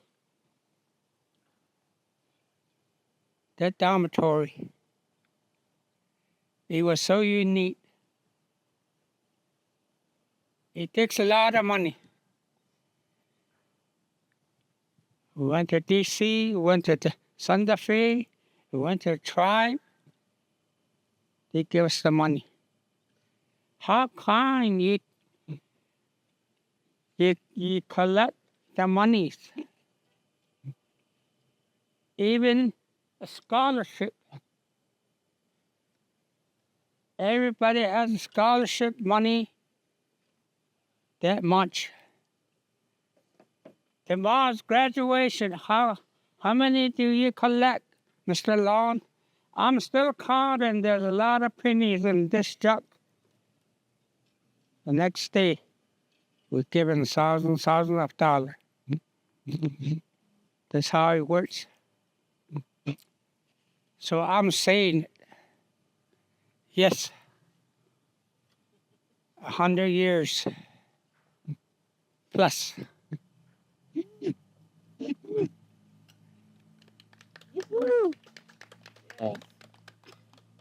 The mission. We had a long walk to Fort Summer. 4 years over there. Our leaders crying and praying and let us go back to reservation. Finally, they accept our plea. And they said, number one, put your children to school. There was good leaders. There was good people. So now, everywhere school, every chapter house has preschool. Every town has some school right here in Farmington. All kinds of schools to educate our staff, our children, to become a leadership. I just want to celebrate. I don't know how to play with computer. I went to school about 2 weeks. My father's, they're uneducated. He got a letter, something. She get this James you read it to me. What does that letter says? All I know is the ABC and 1, 2, 3. The rest of them I don't know. But I hold a lot of positions. Wingate is the first school board I had. The old Fort Wingate. And we start talking about the high school, brand new one. And they tear it down just recently. They build a new one, another one. Boy, all the board was me over there or pass on. Activity, Wilson Ski. They were good people out there. I had a picture of it. So now, yes, the plan, it costs a lot. She told us, my sister, this is how it's going to be. Yes, design, planning. Now we go to the cops. Yes, we can do it. Hold hand each other. Be kind to our legislator, the president, the nation, and our leadership, our mom and dad, our grandpa and grandma. We can do it. Because the good people here, like say, way here, it's a good scene. Betty O.G., I said, she doesn't say way. I said, she doesn't say way. I said, she doesn't say way. I don't say all the drawing. I am the Kodan. I live just right next to you. To our card, whereas Heston the High always talk from there. Got out there. When Victoria was about this high, she talks 3 languages. One morning, her little brother was way over there, and the food's on the table. Hey, Sister Hakko, come here. Handale, Bendabaka. Boy, where'd you get that 3 languages? Skita, handale. Hurry up, hurry up. So she was my right hand now. Yes, we're getting old. I was looking at this tree. They're looking at the building. These are still good, but that's getting old. We need a new one. Because IP program is a lot to do with update everything. The world, around the world, that's where our children are going to be. That's the best things we got to do. That's the only one we have on the reservation. I went to Florida a lot of time, Washington, D.C. a lot of time, California, everywhere. So here, you know, Daitado, Hano Kado, you know, the Sotzido, your prayer will answer. Your prayer will have a good. God bless each one of you. Thank God for you.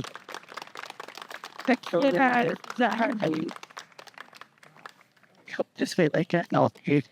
I too wrote a special note. It says, on behalf of Navajo Preparatory School, Thank you for your 30 plus years of dedicated service as a board member. Your wisdom and commitment to the Navajo language and culture has shaped the foundation of our school and left a lasting impact on our students and the Navajo Nation. With deep appreciation, Shauna. Oh, thank you. Oh, thank you. You know, it's always so important to record the memories and the stories from the start, and to kind of end our special speakers. We do have a space for alumni to share their story with Brent. So I hope afterwards, everyone who's here, or it looks like it's over here in this corner. He's going to be moving to, if you have a quick story to share, we're going to record people's stories. But to end our special speaker. I am from Shiprock, and I went to school here at Navajo Prep. So let me get to my notes. First, I do want to say that I was listening to Tamara's presentation on the school or on this building, our admin building, and the whole time she was talking about it, I was completely in my head like, we could do it. We could keep it alive, right? But I know that's not the case. But I just really wanted to come up and share a little bit of stories. So, but I'm going to go back a little bit because I'm sure a lot of, especially alumni, know what this building and really this campus means to really our family. And there's this tradition.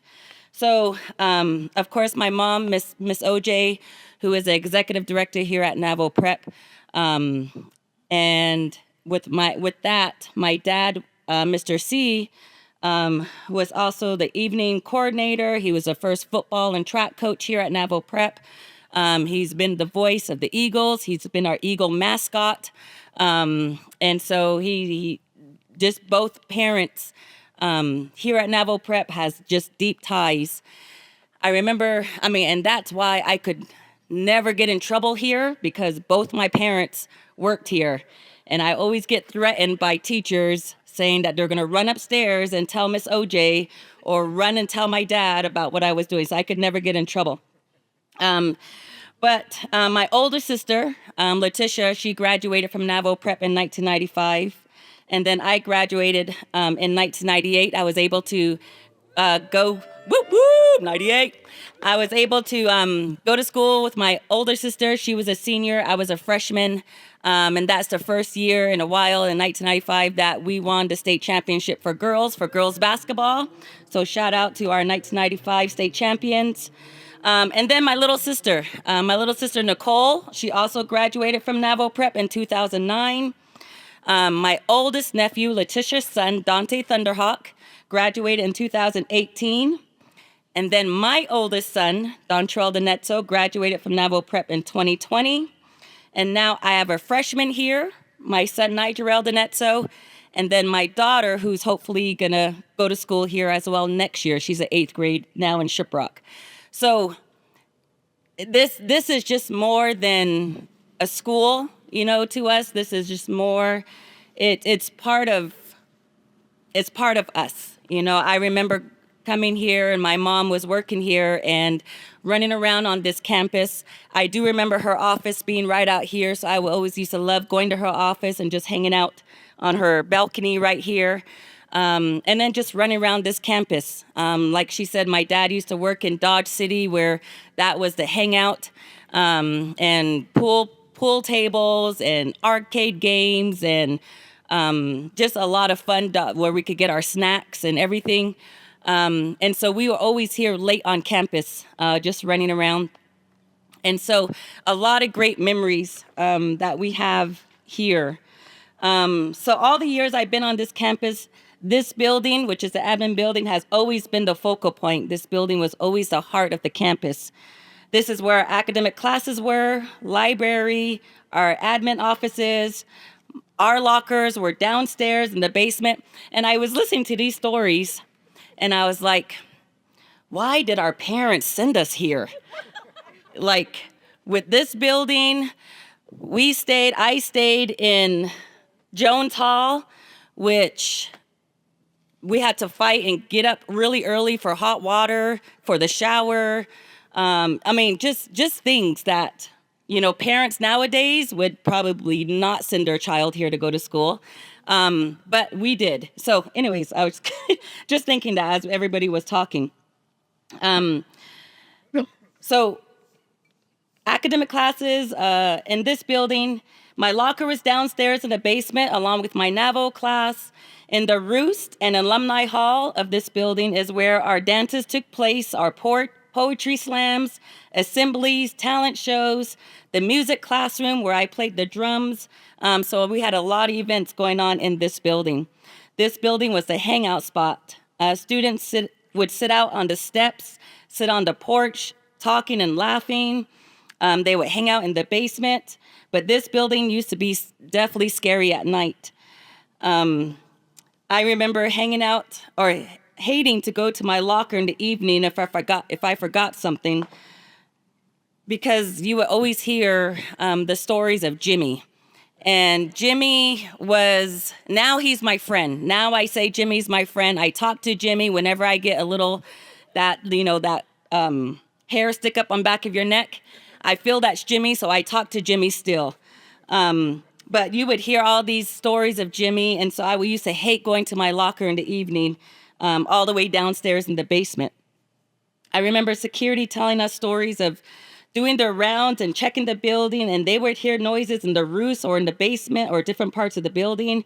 And I kind of believe that's my mom. That's why my mom never told us stories of Jimmy until I graduated, and then I heard all the stories of Jimmy. But once it closed down, the building made a perfect haunted house. The whole Farmington community, Shiprock people, Bloomfield people, they will all come to our campus just to go through our haunted house. And we would have a long line of people just to go through our haunted house. I'll admit it did hurt a little bit seeing that this building was used for a haunted house, but it was still being used. I still see and feel that this building is standing strong, although it's not strong anymore. This building is a huge part of our campus. I can't imagine anything else built here, but I know the future plans will only enhance this campus. I often tease Shauna and our other administrators that the class of 1998 and I will stand in front of this building when they come to bulldoze it down. Just like I laid in front of the championship bus when they were taking it away. But just as the old bus left, we got some very nice new buses, and I know this building will be the same. So I think it's only pretty much our class that still has a 1998 group chat or messenger on Facebook. So I messaged them and I said, hey, I'm speaking at this event regarding our building. So let me know if there's some memories that you want me to share. But I just want to read a couple of them just real quickly. So we have Loveline, who's also a graduate of 98. And she said, we built relationships there, having music in the roost, having assemblies. The Otsa News was established there. She put great times. Her mom was a teacher here, and her classroom was in the basement. We have Candace, who also put her memories, or she thinks being able to walk out of the building and onto the oval was pretty unique, especially when the luminaries were lit. And we used to have that all around this oval here. The building was symbolic of how students and Navajo Prep were still able to reach their potential and build a foundation rooted in history. And so we have a lot of great stories here, a lot of great memories. I know that this is going to be corny, but I want to thank this building for all the memories and making this campus very special for a lot of us old school alumni. You have served your purpose, and we thank you. I wasn't able to tell all the stories that happened in this building, especially from the class of 98. And those secrets will go down with this building. But we thank you, and we can't to see what's new. Can't wait to see what's new. Thank you. I have a little message to you. So I wrote a little message to Rainey. Thank you for your dedication to Navajo Prep. From the time as a student to your roles as a teacher, coach, AD, assistant dean, and a mother. Your commitment shines. It's inspiring to see your children now running the same campus as you did, with one already a proud graduate and another beginning his journey. You truly embody the spirit and mission of Navajo Prep, and I am grateful. Well, thank you, Anna. How do you? That's why I said if the walls could talk. I remembered my children also are like Rainey's, running all over. And my boys, I think, have their names up in that little roost. And they were only this big. So they told me about it. You didn't know about that spot, Mom? I'm like, it was there? Yeah, I had no idea. I promise you won't see my name up in that little spot either. So we have Dr. Gray Eyes. We have a really amazing, so excited about us retelling our story. During the movement of our reconciliation about our Indian boarding school experience, and even our Secretary of Department of Interior, Deb Holland, and her initiative, we thought about what is our truth here at Navajo Prep. And it was our first step to sharing it, researching, honoring the stories. And so I want to go ahead and bring up Dr. Gray Eyes. She's also an alum of our campus, of our school, and she is writing a book. And we want to let her share what she is doing and capturing stories and really sharing our truth. Yay, thank you, everyone. She Wendy Gray Eyes in Asia, Twitterdini Nishle, do Twitterdini Bashichin. I grew up in Kenta, Arizona, and Twitterneshia, and I'm really grateful to be here. So this book is really nothing that Betty is doing. This is really more of telling a story around the boarding school experience in terms of it happening nationally. As you know, we understand there's a lot of hardship and stories telling about the negativities of boarding schools. But I think one thing that I do believe is that Navajo Prep itself is a shining star amidst the stories of all the devastation of sadness, the disheartening stories of loss. But I think in terms of talking about Navajo Prep, it is a shining star because it was taken over by the Navajo Nation government. And it did symbolize a lot of the visions and hopes for our future in terms of thinking about it as a college preparatory system. So what I'm writing about is much more framing it within a picture around generations. And what I want to do is go all the way back, and I've already started a lot of the archival work to begin understanding what the generational impacts were in terms of thinking about each person who graduated from this school, but also the teachers, the governing board, and the memories that exist out there. So when we talk about, the first establishment of the school or the idea about it, two female white missionary ladies, talked about doing this school because they've had this vision of saving the Indian. So, when I think about it, that's the framework that I've already been developing in terms of thinking about contextualizing our history and looking back at the generations that, came out in terms of the Navajo Nation. And this is actually building off the first book around the history of Navajo education that I wrote, looking back at our education system since the passage of our Treaty of 1868. And so when we think about how we experienced the shifts and moves within the United States, I wanted to also tell our own theory and our own narrative of those generations. So what I have here is a flyer. We've gone. This project started probably about 3 years ago with Shauna and Sherrick having this vision about let's do this project. And the first thing that started this was a letter and a presentation to the Board of Trustees who approved this. And since that journey, having to get letters of support from all these different entities, the Navajo Nation Board of Education, going to all the 5 agencies throughout the Navajo Nation to get their support, going back to UNM, getting an institutional review board approval for the interviews, for the archival work, and then coming back to the Navajo Nation to get an ethnographic permit from the Navajo Historical Preservation Office. And so when we think about this process, this bee is always following me. I think because I was feeding it and it kept eating my food, so I just gave him my whole plate. Anyway, so he's like, he wants more or something. But anyway, and then finally the Navajo Nation Board of the Navajo Nation Human Research Board finally approved it. And as everybody who's ever done research, that's really a tough entity to get approval. So I have flyers here.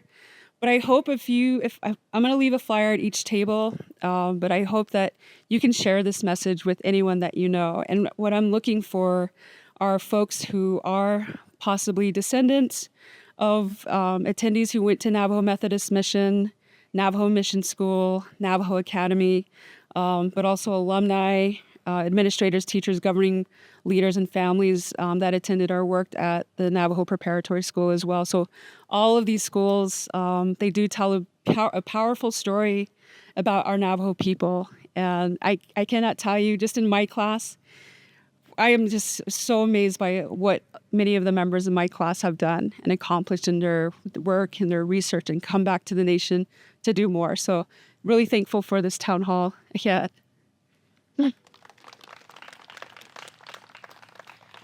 Okay, we have scheduled for a Q&A. I know we are over our time.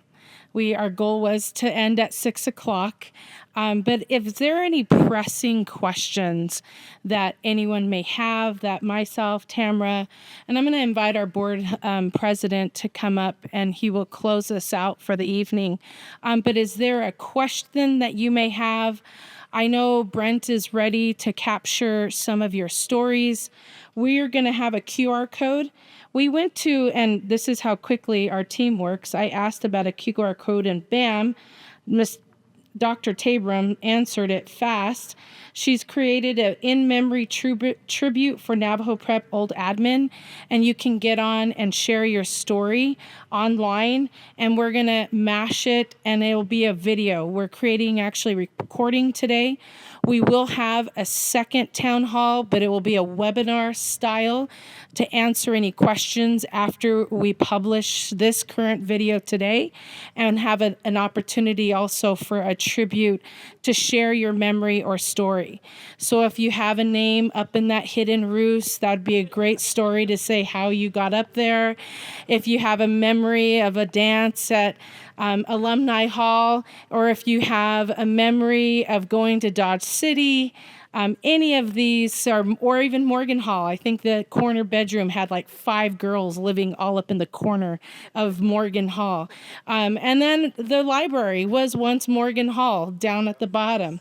So some of these stories and questions about your roommates, but is there and Dr. Tabram, wave, she's in the pink. We want to thank her team.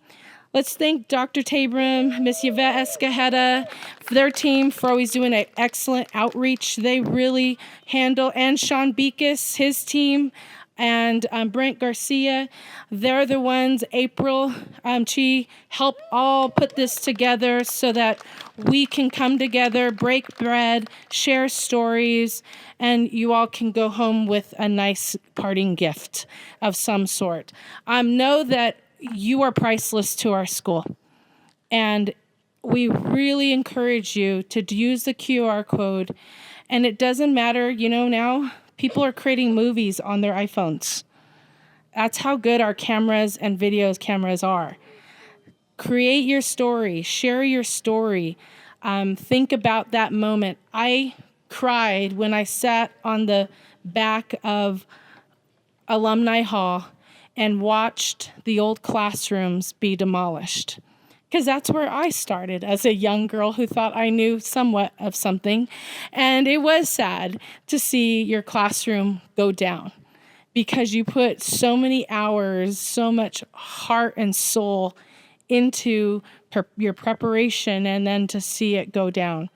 And I know you asked Miss Tatsoni, or Miss Duffus, if you will, ask her about it, and she will tell you we both just sobbed and held each other as we watched our classrooms be demolished.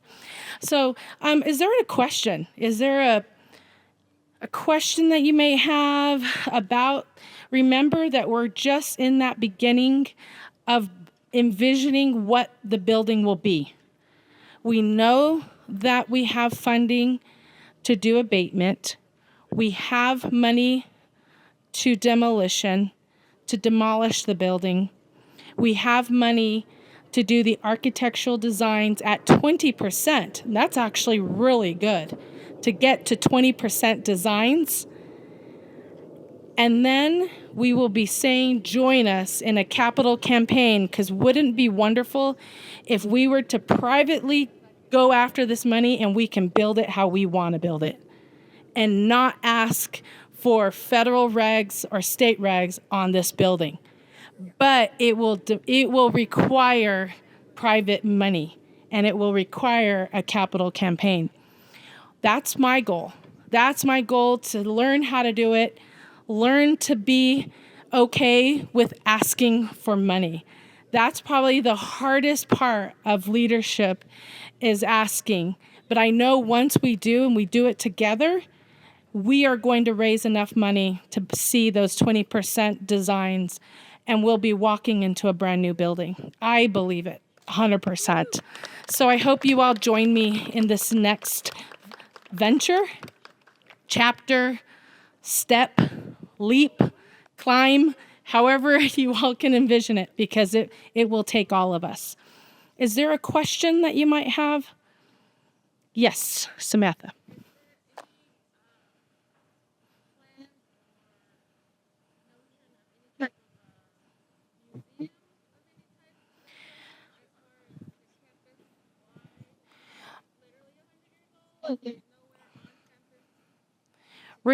Right. 100%. We actually received a grant to create a museum. And we're trying to do our museum through those VR glasses, the VR museum where you're kind of walking through. We're trying to find that balance between being like museum structure of a sit and walk versus experience. So we're in the production for that. I would love in front of the auditorium as you walk in, because it's always a real gathering location as people are like entering and exiting. We have such beautiful work of students, and that would be a wonderful place to have movable walls to display, whether it be history, museum, or even re-envision the entrance, Juanica building, to being a mini welcome center museum. But these are all questions or ideas that if the museum, like a house of museum, we are renovating the SSC, and it will have a museum-ish wall, part of SSC for now, when we have funding to renovate SSC. So we're excited about that's in our future, and we actually have funding to make that happen. There'll be a component of a museum inside the SSC, but we're also trying to still utilize that space for the Navajo textiles class portion of it, an office, conference room, and then of course how we use it today with the presentation and where everyone kind of can gather. So, but we've talked about that because of the history of our community, our school. Is there another question?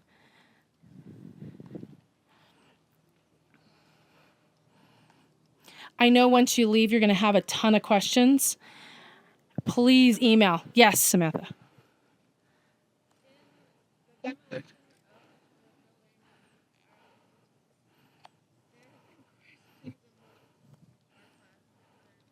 The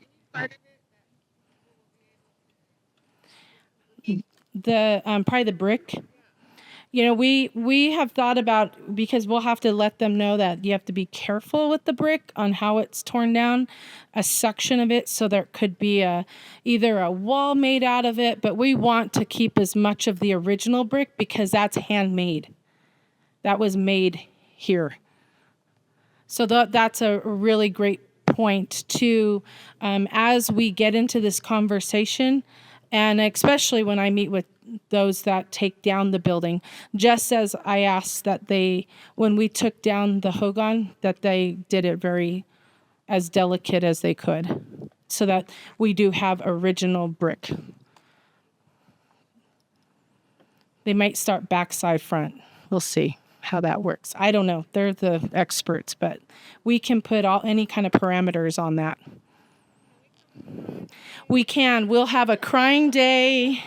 We'll have, yes, I know. I hear you. I'm telling you, I know how you feel. I know it. I feel it. It's why, if you notice when we received word, if you go back to that timeline, 2022, look how long it took for us to finally realize our kind of fate. Do you want to know what construction costs right now? It just recently is bidding at $1,000 a square foot. It makes you not be able to build. Anyways, so maybe you'll have your hope, because really, will we be able, but it might be a blank slate for that long. That's why we have to come together as a community. So if you know Shaquille O'Neal, Oprah, those that donate large amounts of dollars to a great cause, please send them our way. We will, they'll know that what they're committing or what they're supporting. If you get beside it, right back at Oh, we can write the generic letters and we can go for it. But those are types of committees. Like, how do we think bigger than us waiting for the feds and the state to give us money? Let's see if this is the way we can do it. And yes, we know we have a dream for athletic complex and our whole athletic facility. That's still there. We're navigating these waters in the way in which we already know we're increasing our enrollment. We need classroom space. So, are there any other thoughts or questions? These are great questions. I love it. Yes. So you are referring to the building 32? Alumni building? Building 32 is what I heard. Yes.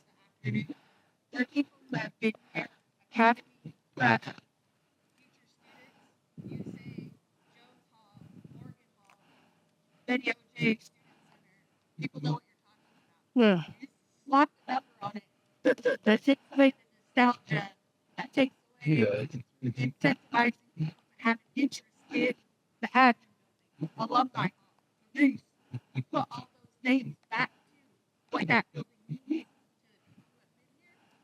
to people Thank you for that. Yes, I completely agree. And the building, every building is numbered through the Bureau. And so when we are talking technically, that's kind of how, but you're absolutely right. It's the old abdomen to me. It's Alumni Hall. And even to Mr. Roanhorse, that's how we've always referenced it. It's for those that know which building we're talking about, because we have to let it becomes building 32. So I definitely will make sure that we put that name and title to it. Or the main building. Okay, that's good. I saw that in all the records, the historical records. They called it the main building. I agree. That's good point there. Eddie mentioned to me, we're going to go and going to talk about, the elimination of building 32. What?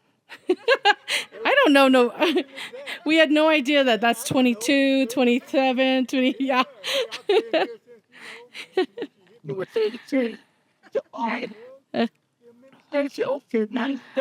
Yeah. We'll always say the admin or main building, aka building 32. Yeah, for sure. Are there any other recommendations, thought, feedback? Yes, Sojay. What they what We have. We actually did start an endowment through, but we're in the. We just allocated some of our investment funding to start funding the endowment. It's in that infancy stage where we need a committee and its own separate committee that makes the decision on how the endowment money. As we now start to transit, the goal is just to start the infrastructure. We found out we had a bunch of alumni information on spreadsheets, and now with Dr. Tabram and her team, they're putting all the information through what we call Blackbaud. It's a whole fundraiser tool and to help with annual givings and endowments. And so until we have the infrastructure, then we can start moving to the next step. So we're kind of learning through this process on the processes, but we definitely have some great resources, and it's a next step for us. Are there any other questions that you might have? You will find my email address on the website. Please go to navajoprep.com. You can even just do a search engine, Shauna Bicenti, and it's just sbicenti at navajoprep.com. You see your QR code that's right in front of you, where if you don't have time to sit down with Brent to do a video, I would appreciate if you could do the QR code. I'm going to ask Dr. Tabram to come up and just share about this site, and then she has some awesome drawings for you, and we'll tell you kind of a little bit about, she's part of the Takeover Our Alumni Engagement, and it was Sherrick who said, let's utilize Shiprock Fair time to gather our alumni to our school. We're still working out, trying to, how do we get more students? How do we get more alums and teachers and those to come to campus? So before I turn it over to Dr. Tabram, I am going to let our alum and board president, Sherrick Roanhorse, close us out. Thank you. Thank you so much, Shauna. Appreciate you and the team and Dara, Dr. Tabram. Yeah, Dara, I always think of Dara as Dr. Tabram, and she got her PhD just recently, so we're really proud of her. But the whole team is doing awesome, and I'm so happy to see everyone here.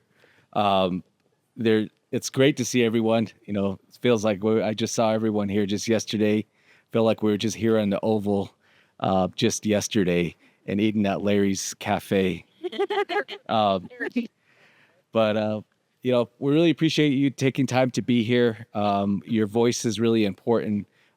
Thank you both for asking those questions. And these are the sort of conversations that we want to carry forward when we're trying to do this right.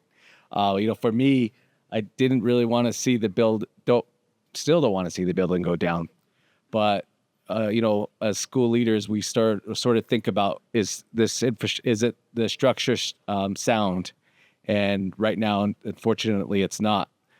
But it's also a good time for us to reframe how we want to build something that fits us today and fits our children going into the future. And I'm so proud of everyone that is here, especially all of our alumni. You all have amazing stories, and I know you are doing awesome things within your communities, respective communities. You're giving back. And, I have so much respect for Mrs. OJ and the family for all that you've done to support us in our career goals. And, I know it's funny when I visit with some of the students, even today, it's like talking to yourself back in the day. It's weird. There's still, I usually say, it's not the best way to describe it, but I always say like prepsters are weird. It's not the best way to describe it, but maybe it's intellectually distinct, different. They're still the same. They're asking questions. They're curious about things. And one thing I love about our schools, we still ask our students to really explore things. If they're interested in something, we support them, we push them, we give them encouragement, and we try to provide them with the tools that they need so that they can succeed. And I'm so excited for, these classes that are going to be graduating, and they have so much energy, and it's so good just to see their passion with what they're doing. In addition to our athletes who are doing an awesome job, we also have our other STEM students. We have our robotics students. We have a speech team. And so we really celebrate our students because they're doing awesome things.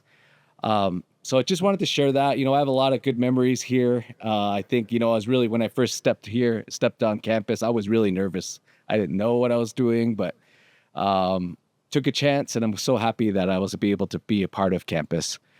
So again, Shauna, thank you so much. And thank you everyone for being here. I hope that everyone has fun at Shiprock tomorrow. Be safe. And some of us will be up early, trying to get on the bus at 4 a.m.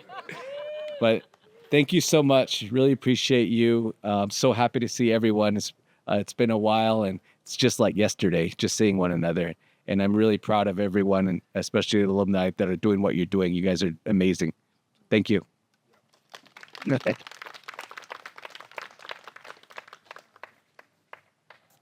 All right. Hello, everybody. My